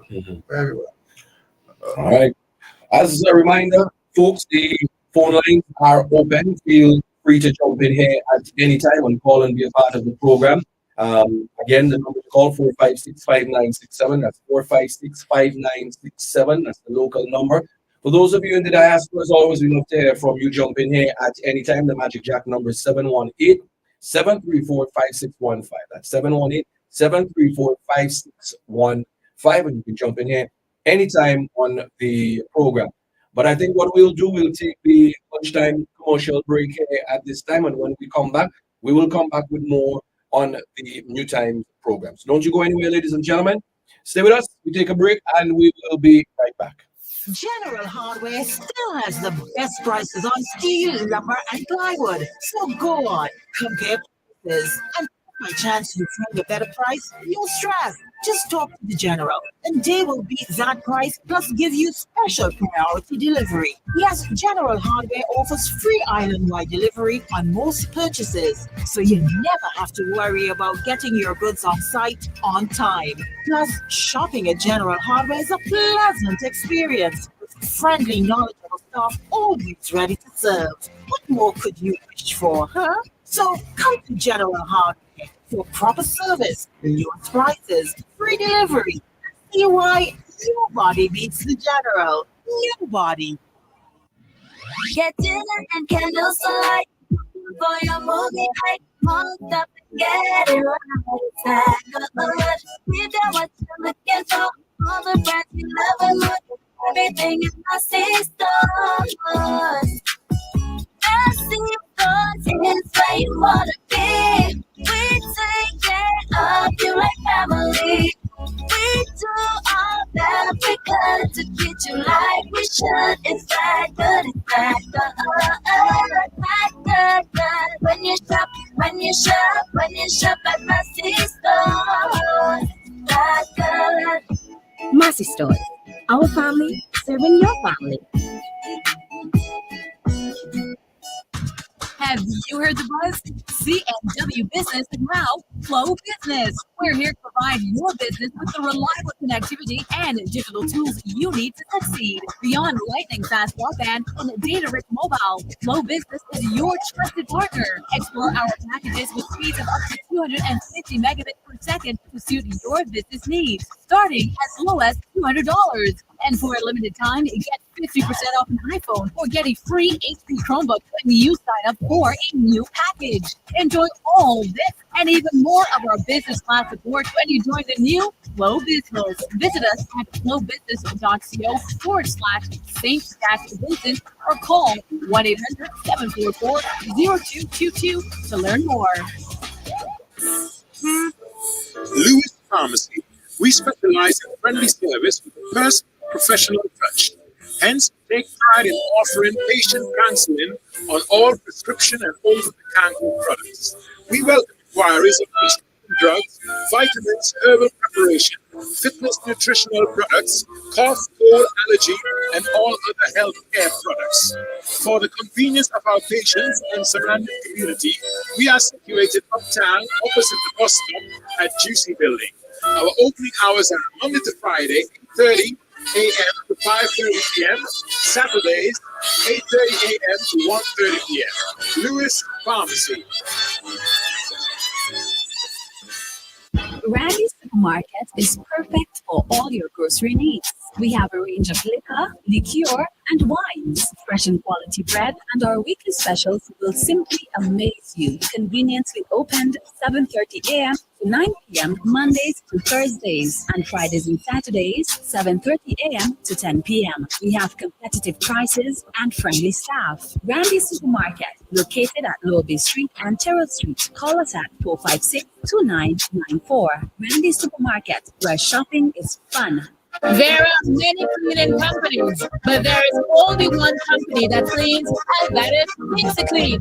So you don't have to wait for a season. Cleanliness is enough of a reason. Just finish building your dream home and wish to move in, then VinceClean is for you. We have all that weather cars craft, new tiles laid on one to remove tile grout, cement or paint. VinceClean is for you. Shampooing of chair set, mattress, carpet, house cleaning. VinceClean is for you. So whatever cleaning you need and for the best prices and quality on the market, telephone 431-1360, 457-1649. VinceClean, VinceClean, VinceClean, the best in service. Introducing Kitty Care Plus Super Active Syrup and Hemoglobin Liquid from Maya Organics Ppt Limited. Kitty Care Plus is an optimum nutrient for growing children. It promotes physical growth and enhances intellectual performance. Bicocactin syrup has a synergistic combination of cyproheptadine and B vitamins that help to improve appetite and body weight. And Hemoglobin Liquid helps to optimize growth and builds immunity. Get yours today. Kitty Care Plus, Bicocactin syrup, and Hemoglobin Liquid available at leading supermarkets and pharmacies. Agent Bowman's Pharmacy. Call 456-2235. Get value for your money. Shop at Richardson Motors. Shop at Richardson Motors Limited and enjoy 3 services in one. Pop into our convenience store for a wide array of snacks, drinks, and toiletries. Visit our mechanic shop for specialized treatment for your brake, exhaust system, and wheel alignment at our garage. But there's more. When you shop at Richardson Motors, get a free oil change service, clean, high-quality fuel, or shop from a wide range of automotive parts and accessories. We are conveniently located along the Artisville Main Road. Drive on up. Reliability, convenience, and variety. Richardson Motors is your #1 stop. We get great in company as the #1. #1 for market, 100% consent. Vintage supermarket, you got more reflective looking on. In multiple locations, serving more and more. In business now for over 50 years, and you will always buy shopping right. Oh yes, we're #1. Big Graves and Company, and we are making sure market for you and me. Since 2012, we have provided reliable, professional dialysis services in St. Vincent and the Grenadines. We are now proud to offer you new solutions for your health problems. Each new solution is being delivered to you with the same high degree of care and professionalism. We also use the best technology in the delivery of our services. So, does your doctor need a precise view of what's happening inside your body? Let us perform an ultrasound for you. Ladies, if it's your breasts, then choose our mammography service. For all issues related to men and women's health at any stage in your life, our team can perform the necessary investigations to put your mind at ease and recommend solutions for your problems. If it's to see within your chest or check for broken bones and fractures, then use our state-of-the-art U-arm X-ray service. For you aging men and women, we can now check your bone density, which will reduce any complications that may arise with overall bone health, osteoporosis, or arthritis. Health Solutions will provide answers and results in a timely, accurate manner in the most comfortable environment, while you are taken care of by well-trained and experienced staff. Please call us today at 451-2836 or 434-3170. Or visit us online at healthsolutionsSVG.com. You can also follow us on Facebook or Instagram. Health Solutions, where we are providing solutions in SVG with care.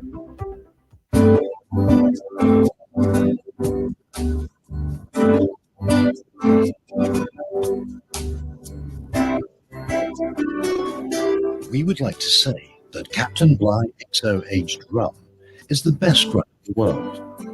And now we can. Voted the world's best rum at the World Rum Awards 2014, Captain Bligh XO aged rum. World class in a glass.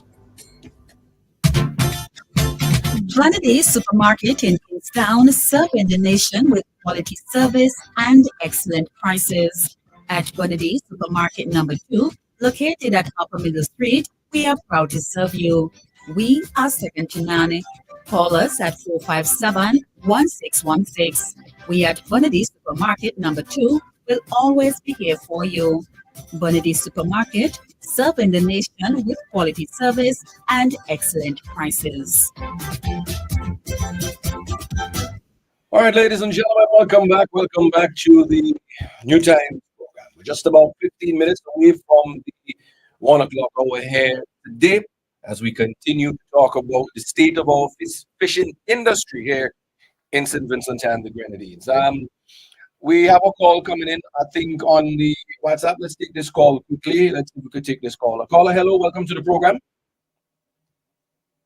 Caller, hello, you're live. Hello, good morning. Yes, welcome to the program.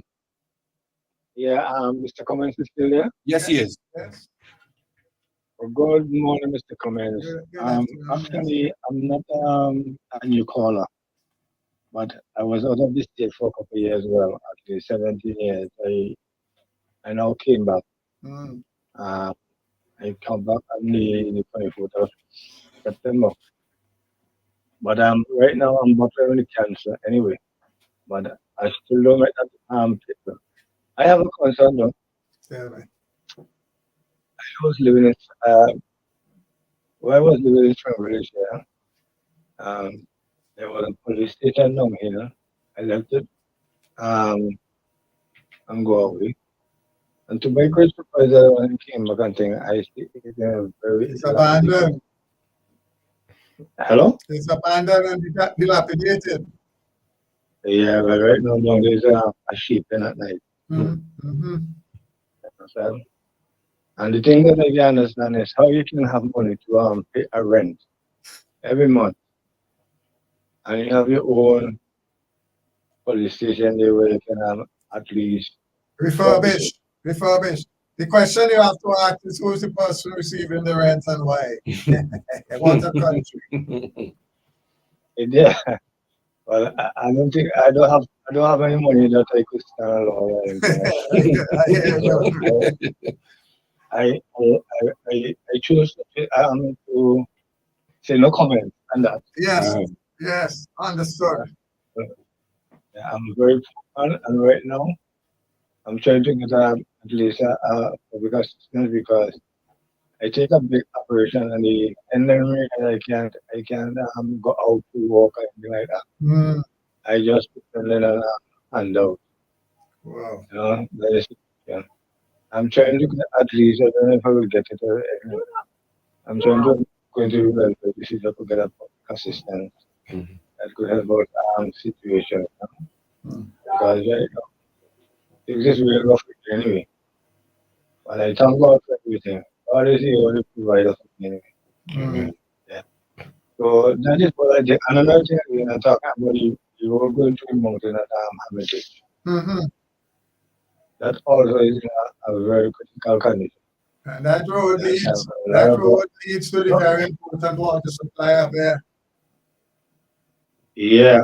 And again, the water that they take over from us, from the river. You understand? For the hydro project. When I came back and I take a stroll, I couldn't believe my eyes. The river going with we call it the plant grass. Let's go for animals and also a lot of roads. The river is mashed up, and then can get we need any good conveyance. And like they do some the water put some baths and wash drinking for the community. But all those things right now are abandoned. Yeah, they deteriorated. The case is a good place to be. I'm going down into all the water is so low, you go down in the river to be, you can pick up John because people showing dead animals in the river and all this stuff. You know, Not enough, not very enough, much. not enough. All right, thank you. God is good. All right, keep the calls coming. I think we have another caller on the line. Caller, you still there with us? Yes, I am, Mr. Graham. Welcome. Good afternoon. Good afternoon to the man himself, Mr. Cummings. Good afternoon. And good afternoon to your president of the fisheries, fisher folks. Yes. Right, good afternoon. Good afternoon. First, I will kick off and saying, it is sad to see that we have such Coast Guard base here and can't patrol our waters because I don't know how much of you guys look at the global network and see how many fishing trawlers just be in the Vincentian waters. Could you confirm and tell me that is true, right? You heard of that, Mr. President? Yes. You know we have a lot of trawlers Yes. in our water at night. At night, yes. A And lot of that's the why fisher folks come there. actually the fisher guys there will have to reach out so far. Long ago we used to go up and just go out above up the coast and catch rail fish and come back in at a certain time. But because of these big trawlers we have in the water and so forth, I sent a couple links for some guys on another station and they talk about it. And it is strange enough that we have a Coast Guard and can't, radar you guys and pick them up and do anything about it. Other countries will do about it because they're fishing illegal in our waters, and I hope that is something that we can really develop and fix very quickly.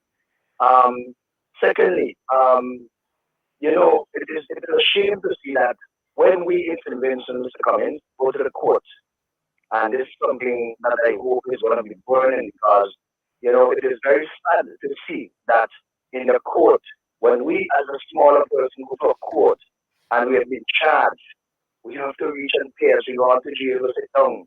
We go on to prison to sit down.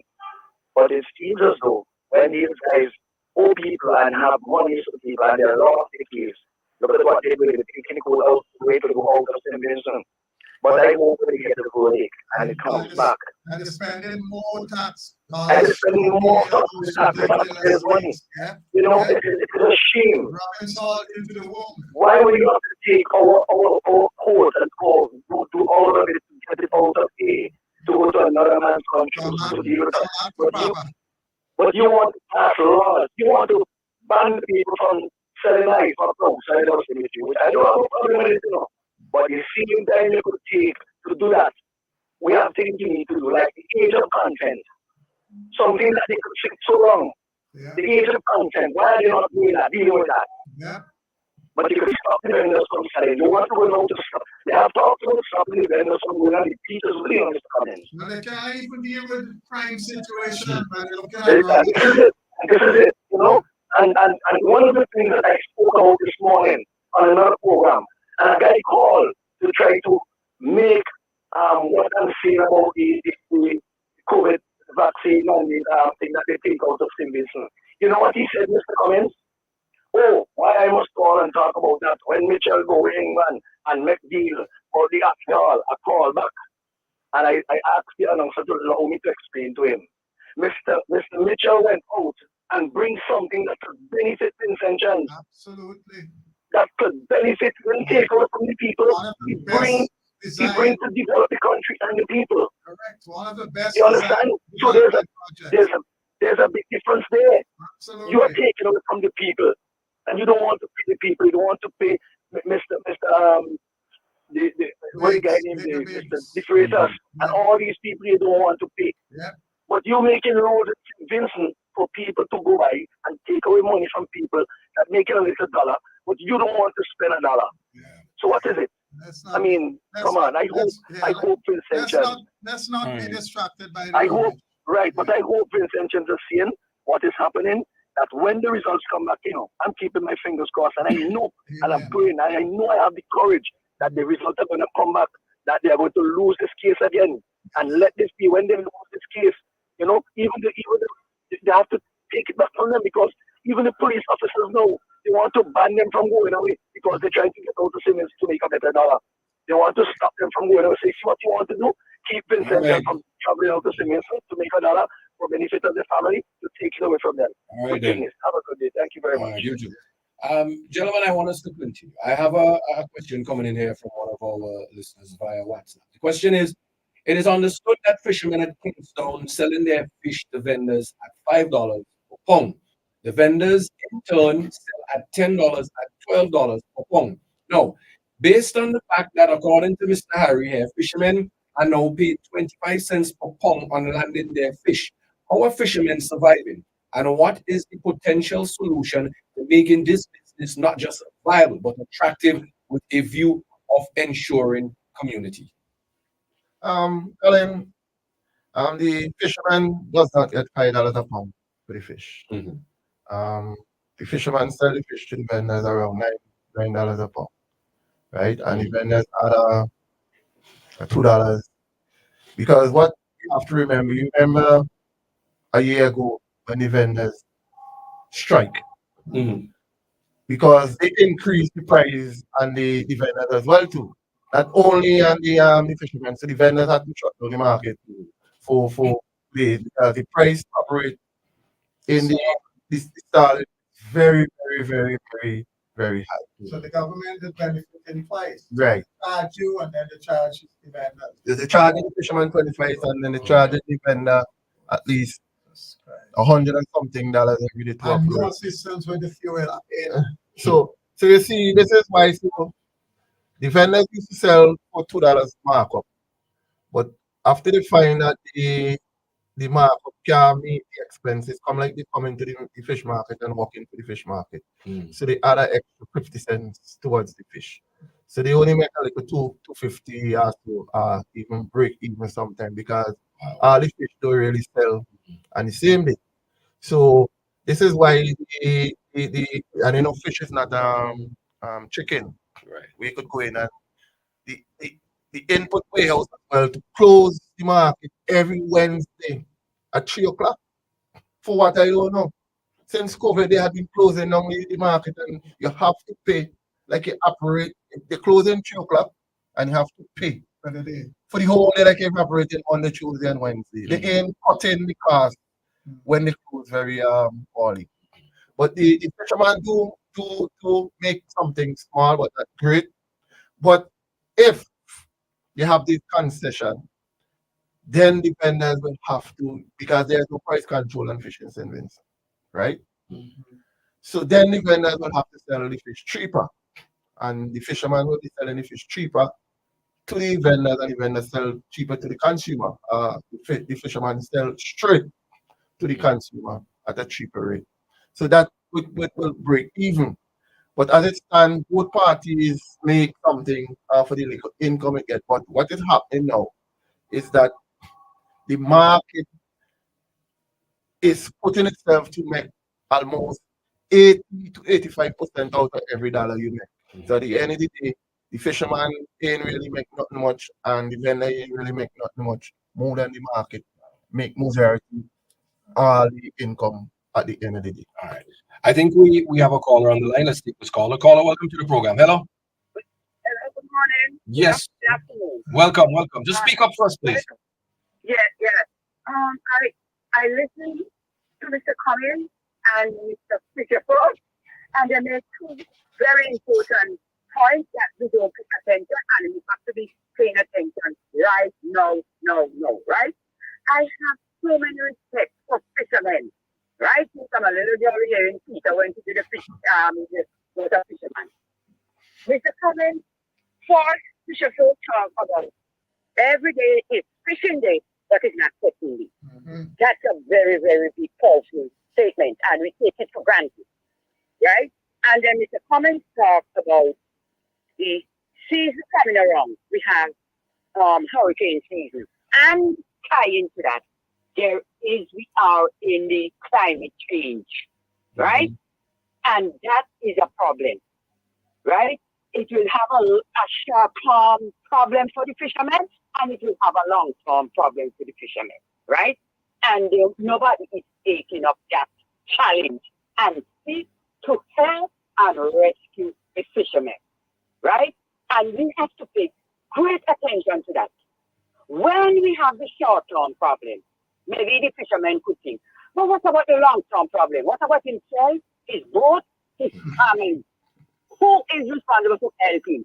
Where do he have a second job or something else to go and feed himself? There's so many things surrounding the fishermen. So many things. And right now, nobody is trying.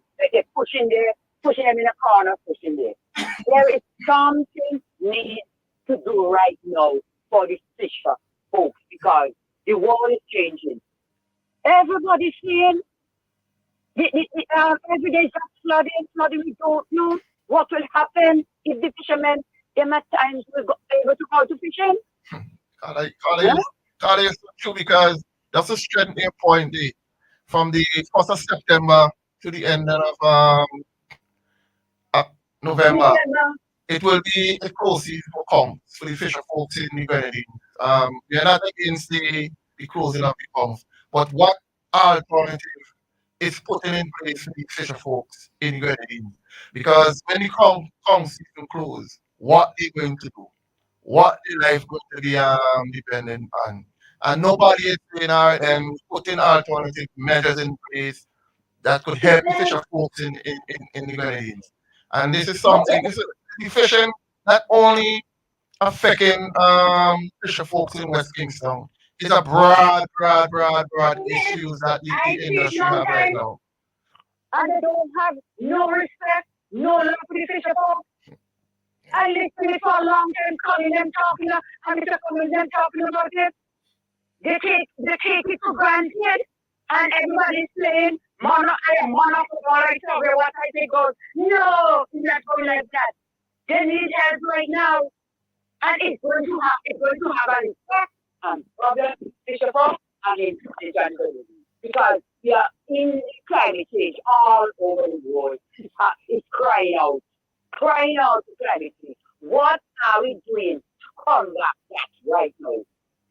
There is two things a long term and short term. How are we going to deal with that to help them to see that they will be able to go out and come in back to fish? You already give them the answer.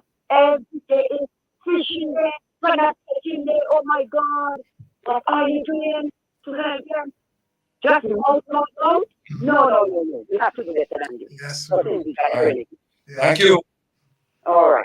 All right then. Thanks for the intervention. We've spent a lot of time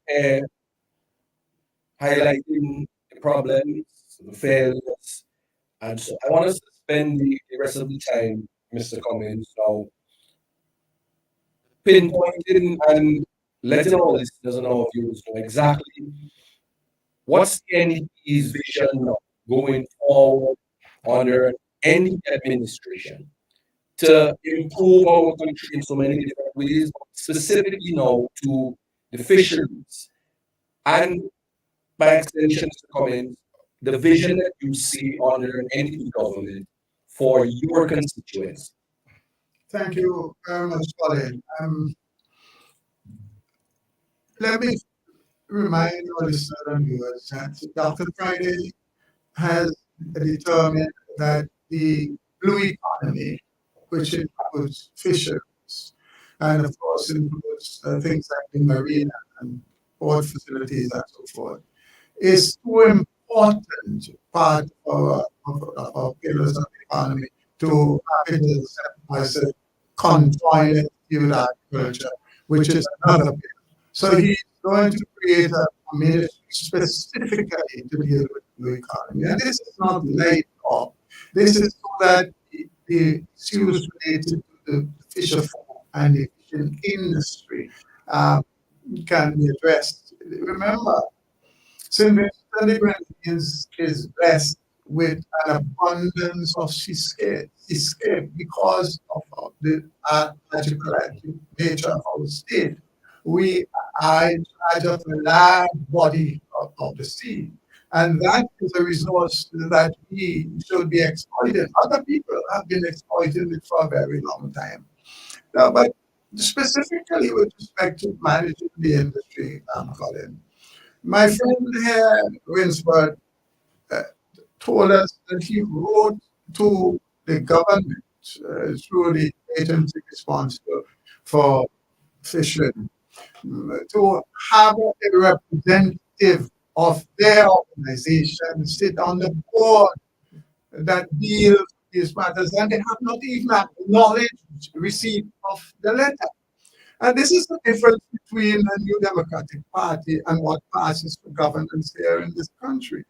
I mean, the involvement of the youth in the decision-making process is pivotal to the way NDP will govern this country.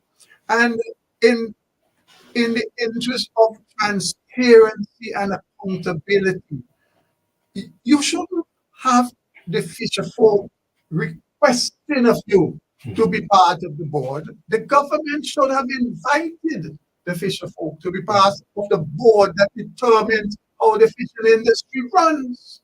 It is as basic as you can get, but it only shows, and I have to, Colin, in talking about what we're going to do, I have to contrast it with what is not happening with this so-called government. And this, the biggest feeling we have here is that this government doesn't understand how it is to be the government of, for, and by the people. That's what government is about, and how you must be accountable. They talk glibly with all the big slogans and all of that, but when you break it down, it translates to absolutely nothing for the people of this country. So remember, the port facility at Otley Hall, the marina and shipyard, one of the best conceived project ever in this country. The Otley Hall Marina and Shipyard. Fantastic in its design, fantastic in its implementation. Yes, there was a problem with the funding because of the Italians, but the project was built and operationalized in Otley Hall.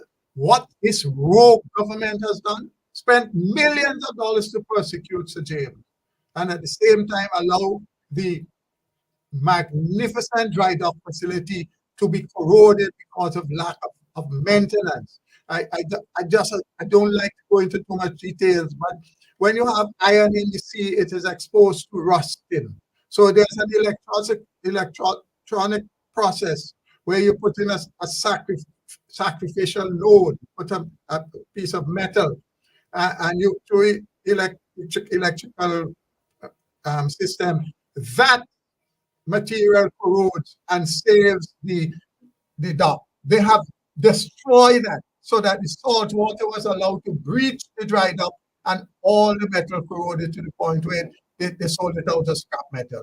The New Democratic Party government will rebuild Otley Hall with all its facets to make sure that the people of this country, particularly the people of West Kingston quite naturally, will find quality jobs, and that the fleet of vessels in St. Vincent will be able to find the requisite maintenance right there in Otley Hall, including the dry dock. The machine shop has to come back there. But for those who are involved in the yachting industry, a small hotel will be completed so that when your yacht is there being repaired, you have a place right there that you and your family can stay in the hotel with a restaurant associated with it and the specialist supermarket. Everything right there. I mean, that project was so magnificently designed. We have all our fleet, all the vessels in the Grenadines that move between the islands. They have to go all the way down to Trinidad for basic service. Just the time it takes and the fuel to go down there, when you have the facility right there. I keep saying again, the folks from Trinidad came, they took one look at Otley Hall. In 2000, they went to Chagaramas and built a replica of the Otley Hall Marina in Trinidad. And that's where a lot of business is taking place now. So the New Democratic Party, we understand what it takes to get our country going again. In the fishing sector, these people talk glibly about fleet revitalization and all that, but they don't really. It's just like the so-called education revolution without any planning and proper implementation. So they're talking about you don't just buy ships and put them out there. There's a lot of work to be done to have people trained to understand. I mean, this is a significant departure from what happens now. And Colin, now is the time. I keep reminding our listeners and our viewers. A sensible developing country understands how the training of its humankind must be linked to its developmental strategy. This is not new. You're seeing it in places like Singapore for decades now, where they pick the bright young ones and send them for specific training for projects that are coming 10 years down the road. That's how you do it. And as we have seen, it's not a question of training people on a one-off basis. Some of those people will migrate and move. So you have to continuously train people to make sure you constantly have the cadre of the human resource necessary to make the thing work for the country. So that is all part of the plan and the process that the New Democratic Party will bring to the fishing and the blue economy component of our economy. And of course, it's going to be people-centered. That is the big difference. It will be working with and through the people who have been in this industry for a very long time and understand what the pitfalls are, what the problems are. Marry that with the improved mechanisms and technology that require people to be trained to move with the time. The fishing industry is a multi-million-dollar thing. Grenada has shown us for years how fishing can add significantly to the economy. They're right there. So why are we not getting it over here? Why can it seem like other countries can get things done, but St. Vincent and the Grenadines is still behind lacking? We just saw an article published by Eyewitness News where over in Grenada, they're looking at increasing and looking at the possibilities of increasing their market share, spending millions of dollars with the soursop industry. This is something that, again, both you, the Honorable Major Sinclair Leacock, and many others have been talking. Why it seems like other countries are getting it right, but St. Vincent and the Grenadines just can't seem to be getting it right. The difference is in leadership, Colin and Winsbert. Listen, Grenada has a new government, but Keith Mitchell, who was a close friend of the late Sir James Mitchell and political ally, was a person who listened. He's a mathematician. But he listened, and Keith Mitchell's programs created the opportunity for Grenadians to use what they have to the benefit of the people. You know, the Citizen by Investment program was a catalyst for the economic development of all the islands of the OECS. We are the only one that refused to use this opportunity to inject financing into our country, to enhance the infrastructure, to reduce the tax burden on our people, get our economy going. But moreover, like Keith Mitchell's fishing industry was developed through the people of Grenada, getting them trained, helping them with the correct financing terms, and getting markets for their products. I mean, since this government, so-called government, came to power here, we have not been able to export fish in the standard way because they have failed to meet the European standard. You have to go through some third party, which reduces the benefit to the fishers. People must forget this. You must remember how much licks they give Sir James and his government when the Europeans came down on us because there's a problem at the fish market. Yeah? Since then, including all the facilities in Beckwith, you know, those things have not been addressed in 23 years by this rogue regime. And you want to tell me they care about fishing? That they care about the people of this country? Is it that they look at it the same way they look at agriculture? It's not an important thing for them. Why? Because who benefits from the fishing industry? The people of the Grenadines don't support them. The people in West Kingston don't support them. Colin, I don't know what it will take our people to wake up and realize that these so-called people in government, they don't care about this country. They care about votes. They have destroyed the agriculture sector on the windward side and put people on poor relief. And the people come and clap them. That's how no, you got the critical fishing and all of this is linked, You, Colin, you said it, and some people may not have picked up on the importance of fish in the diet of our people. It is the way to go. So the government has a responsibility to make sure that the price of fish is such that people will be in a position to purchase it and get away from the imported chicken and so forth. All right. I think we have a caller on the line. Caller, you there with us? Welcome to the program. Caller, hello, you there? All right. I think we lost that caller, but nevertheless, the phone lines are still open for persons who may want to call and get in with just about 13 minutes after the 1 o'clock hour. So we're pretty much in the home stretch of the program here today. Mr. Harry, how do you feel about a lot of the stuff that has been discussed and expressed here as it relates to the fishing industry in this country? Do you still have this feeling that the fishing industry is slowly dying if something is not done, or do you have hope that things will get better, things can get better going forward? Well, I have feelings that the way how it's looking right now, I make this all up in the air. I say, if the fisher folks don't be careful, the fishing industry will be dying and dying if we don't get good hope in the industry. Because this fresh hope towards the industry is not working. And when you say fresh hope, you're talking about the comments from the ULP administration where they said they're bringing fresh hope? Yes, that what the fisher say. The fresh hope ain't really working. It needs real hope. and this is, if we don't restructure the fishing, as Mr. Cummings really said, that we need to have a active fisheries advisory committee put in place. With this fisheries advisory committee, it will help to guide the minister in how he makes some of his decisions. But when you have just the minister alone making all the decisions and nobody really guiding the minister, so we need to have an active fishing committee.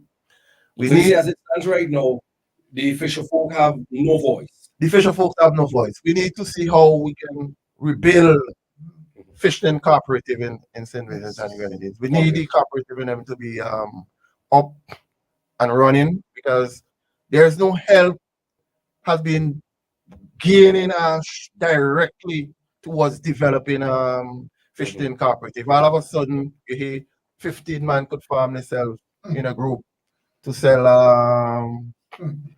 sandals when you have fishing cooperative. So you see, the fishing cooperative was bypassed by that statement there.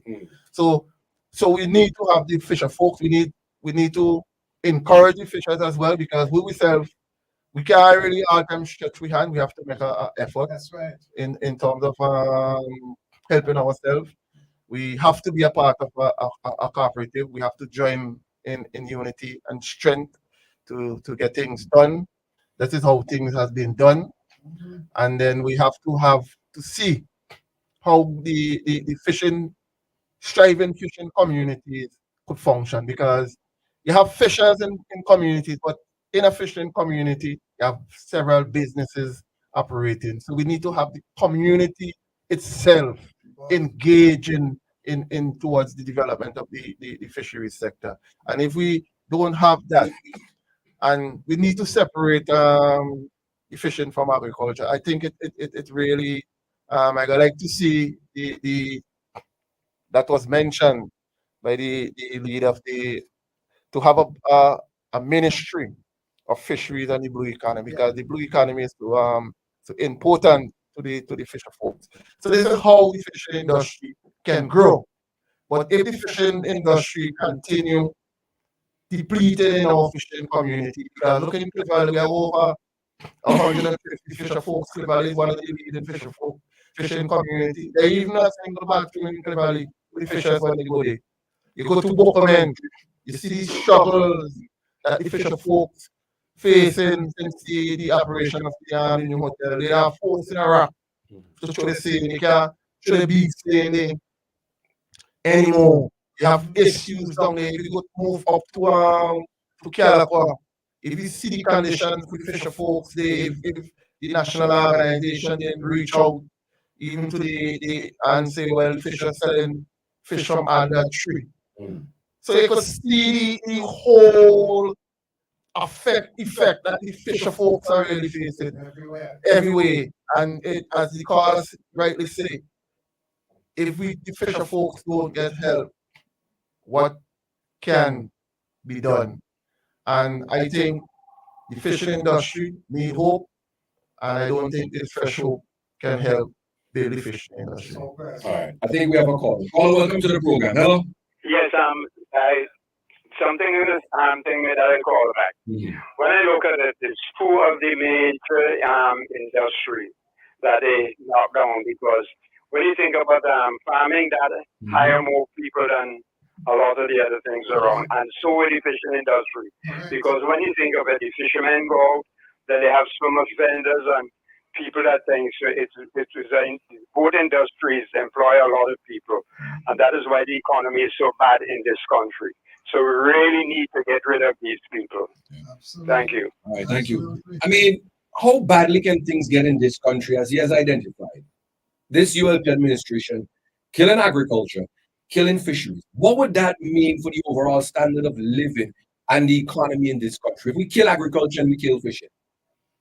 Well, we're seeing the direct impacts, Colin. Everywhere you go, I can certainly speak for West Kingston because I'm with the people once I'm on island, and the complaints just keep growing. More and more unemployment, more and more hopelessness, more and more inability to send the children to school because they don't have shoes, they don't have books, they don't have money to buy food, they don't are able to pay transportation. Are we exaggerating? If somebody wants to say we just exaggerate. Colin who feels it knows it. I live with it every day of my life. Once I go through the community of West Kingston, I face it. Families with 3 children and they have to play Russian roulette. Which one they can send to school this week?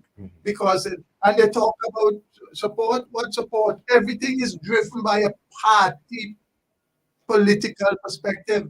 If your family don't put up a particular color on your house, then you can't receive support from the state, The ULP don't have funding that they give to anybody. The state resources they're dishing out as political parties and political tools. And that is so disgusting and horrible. Yeah. Colin, I could talk. I speak in concerning the fishing industry, but I just want to speak something personal about me since involved in the fishing industry. Colin, Mr. Cummings mentioned it earlier. Being the leader of the organization during the eruption of the Glassufuri volcano, we had some displaced fishers from the red zone. So I reached out to my sister organization in St. Lucia, which is the Goodwill Fishermen's Cooperative. And we use a boat to go across to collect some relief supply to assist the fisher folks from the red zone who come down and was being in shelter. But during that, the boat that I was in had some difficulty, and we end up losing everything between St. Lucia and St. Vincent. I had to swim for at least 3 hours before St. Lucia boat could find me. I have a report here from the Coast Guard. Up to today, none of us who was on that boat. I don't know must be how I be speaking as the fisher folk because I'm the leader of the organization. And being the leader of the organization, you have to speak on behalf of your membership. Up to today, I not even receive assistance, not even anything at all. I lose my radio, I lose my GPS, I lose my cellular phone, the gas burn up me, the life jacket I had burn up my skin. I had to spend about 4 days in the hospital. And no assistance, and this is since 2021 we lose the boat. The guy who lose the boat, nothing. The other fisherman, nothing.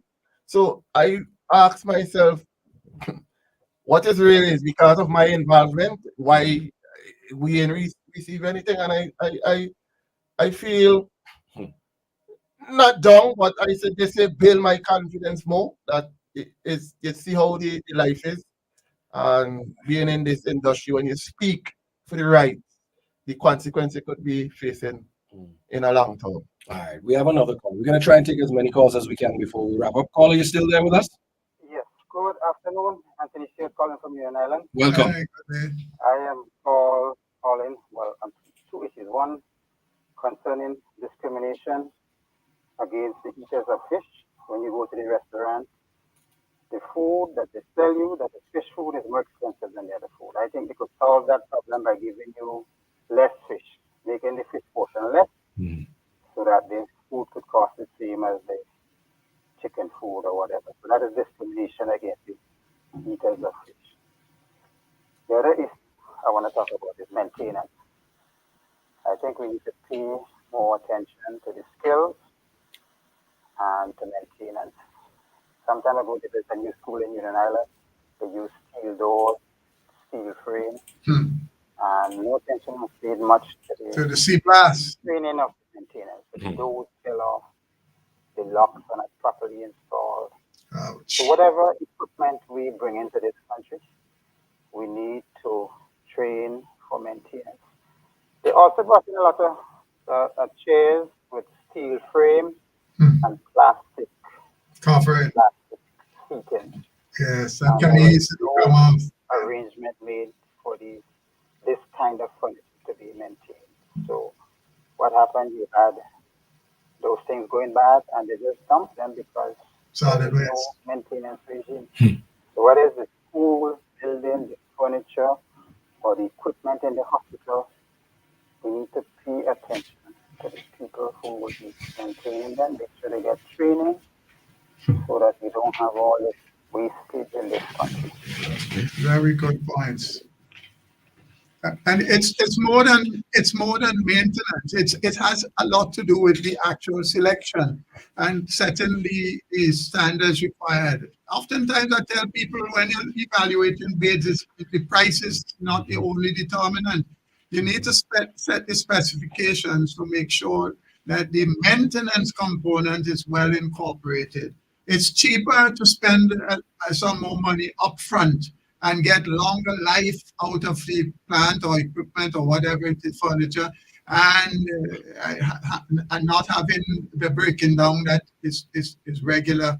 You have to bear in mind you're living on a small island, whether you're in the Grenadines or on the mainland, with all very small islands with close proximity to the sea blast and the salt air that will corrode any metallic substance regularly. So the people who are in authority need to check on the whole question of what you tender for, setting the specifications right, and make sure you get value for money.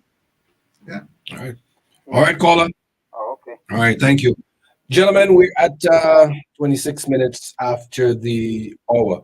So I would allow us for the remainder of the time to our final comments or wrapping up. Sorry, I'll let you go first. Well, first I say just remember to the listening audience, the 20th of this month is Fisherman's Day. I would like to encourage persons to come out and support the fishermen and when the Fisherman's Day activities is being held. And for fisher folks in St. Vincent and the Grenadines, I would like to encourage you to open your eyes and see. Open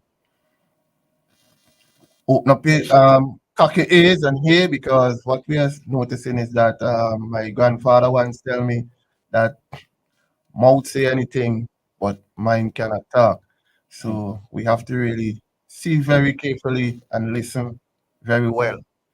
I will encourage the fishers, the persons and them in the seamas industry to farm themselves into a group. The persons and them in the who harvest the chichi out of the river is to get themselves organized. Even the person in the blackfish industry to get themselves organized. Persons in the northern and the southern Grenadines to get themselves organized, because the road ahead is not easy. But if you organize yourself in a proper way, I think we can champion the cause in terms of helping our family and help to sustain ourselves going forward. I really I appreciate being here and in this program to share some of the issues that the fisher folks in St. Vincent face, and including especially the fisher folks of Rose Place. I'm from Rose Place, come from a fishing family, born and bred in Rose Place, and when I look at Rose Place and to see what the fisher folks in Rose Place are really facing today is not nice. This industry have a lot of potential to grow, and it will go strong, but it need help. So with that, I will say thank you very much. All right. Mr. Cummings, it's over to you. Yeah, thank you, Colin, and again, thank you for hosting a wonderful program. Winsbert, it's a pleasure. You're a gifted young man. Your communication skills are wonderful, and what makes it even better is you speak truth from the heart. And that is why so many people get offended when you open your mouth, because what comes out is the unvarnished truth, and some people, they can't live with that. Today we focus almost exclusively on the fishing industry and how it has negatively impacted the people of West Kingstown because of the port project that is so poorly being implemented without taking into account the social issues, the many social issues that is disrupting the life and livelihoods of the hundreds of people who for years have been making a living in the Rose Place area. I want, first of all, to remind the powers that be of the nuisance caused by this project with the blocking of the two main drains at the laundry and at the bath in Rose Place. The water is backing up, and that is not regular water, that is sewage. It's bubbling up. It means the methane gas is coming out of it, and it is not good for the people who live in those places. These are human beings. I call on the authorities to make sure that the drains are cleared and cleared regularly so that the water can drain out of the community and take away these nuisance. There is no reason people should be suffering like this in the heart of Kingstown. You have a Ministry of Health, you have a Ministry of Works, you have the ministry dealing with the port project. Is it that the people of Rose Place don't matter to you? Deal with this matter very urgently. I hope I don't have to take it any further. I've complained repeatedly, and I don't see any action being taken. The people of this country deserve better. Clean the drain. The people who are in charge of the project need to understand that you are undertaking a project for the government and people of this country, and you are not permitted to come here and destroy the lives of our people for the sake of getting a project going. The drain must be cleared to allow the wastewater to get out of the community, reduce the mosquito population, the smell, and all that's associated with the clogging drains. I call on you to deal with it urgently. I want to thank you, Winsbert, for enlightening the people of this country about the problems facing the folks in the critical fishing industry in this country that is going through hell right now under this rogue regime. And as you rightly pointed out, it's not just in Rose Place or Lowman's Bay. It's wherever you go in this country, the fishermen, fisherwomen are experiencing difficulties like they've never seen it. It's as if the government is doing everything to put them out of a livelihood. That is the only conclusion one could come to. So much equipment donated to this government for a long time. Some of it still hasn't even been delivered to the fisher folk. Could you imagine that? For outside agencies handing over stuff to the government simply for them to hand out to the fisher folk. They're still holding them, and a lot of them, after all these years, haven't been distributed. You know, and every year you're coming up to the time when the hurricanes and all of that, basic equipment to protect the fisher folks and allow for rescue. You know, you have equipment like that and you're still not distributing it. What are you waiting for the bell to ring, to have a ceremony to say distributing things to people? Just as we've waited for all these years to get the roads and all of these things done, they're running like headless chickens now trying to get things done and spending the money in the most inefficient manner. After people have been suffering for all these years, they run into do little things now because election coming up. The people of this country deserve better. The New Democratic Party is willing and ready and able to deliver what is much better, much a real hope to the people of this country. Working on the pillars of our economy and working with and through the people of our country. West Kingston, we go forward like the rest of St. Vincent in support of the New Democratic Party and a new day for the economy and for the people of this country. Thank you, Colin. Thanks, all listeners. Thank you, Winsbert. All right, thank you very much. And there you have it, ladies and gentlemen. You just heard from the chairman of the New Democratic Party, the Honorable Daniel Cummings, along with the president of the Fisher Folk Association here in St. Vincent and the Grenadines. We spoke extensively on the issue of the fisheries in this country, and we want to thank both gentlemen for being here on the program. As we get ready to wrap up, a reminder tonight, the New Democratic Party will hold a village meeting in the constituency of North Windward in the community of Trumaka. That will be at 7 p.m. tonight. We want to encourage you, those of you in and around the constituency and in the communities of Trumaka and North Leeward, to come on out and be a part of that meeting. If you can't make it, I'm pretty certain that it will be streamed on the New Democratic Party social media platform, so you can tune in tonight and view that. So again, we want to thank you very much for tuning in and being a part of the New Times program today. Again, I was your host, Colin Graham. It was my pleasure being here. Godspeed, I'm going to be back again in the near future.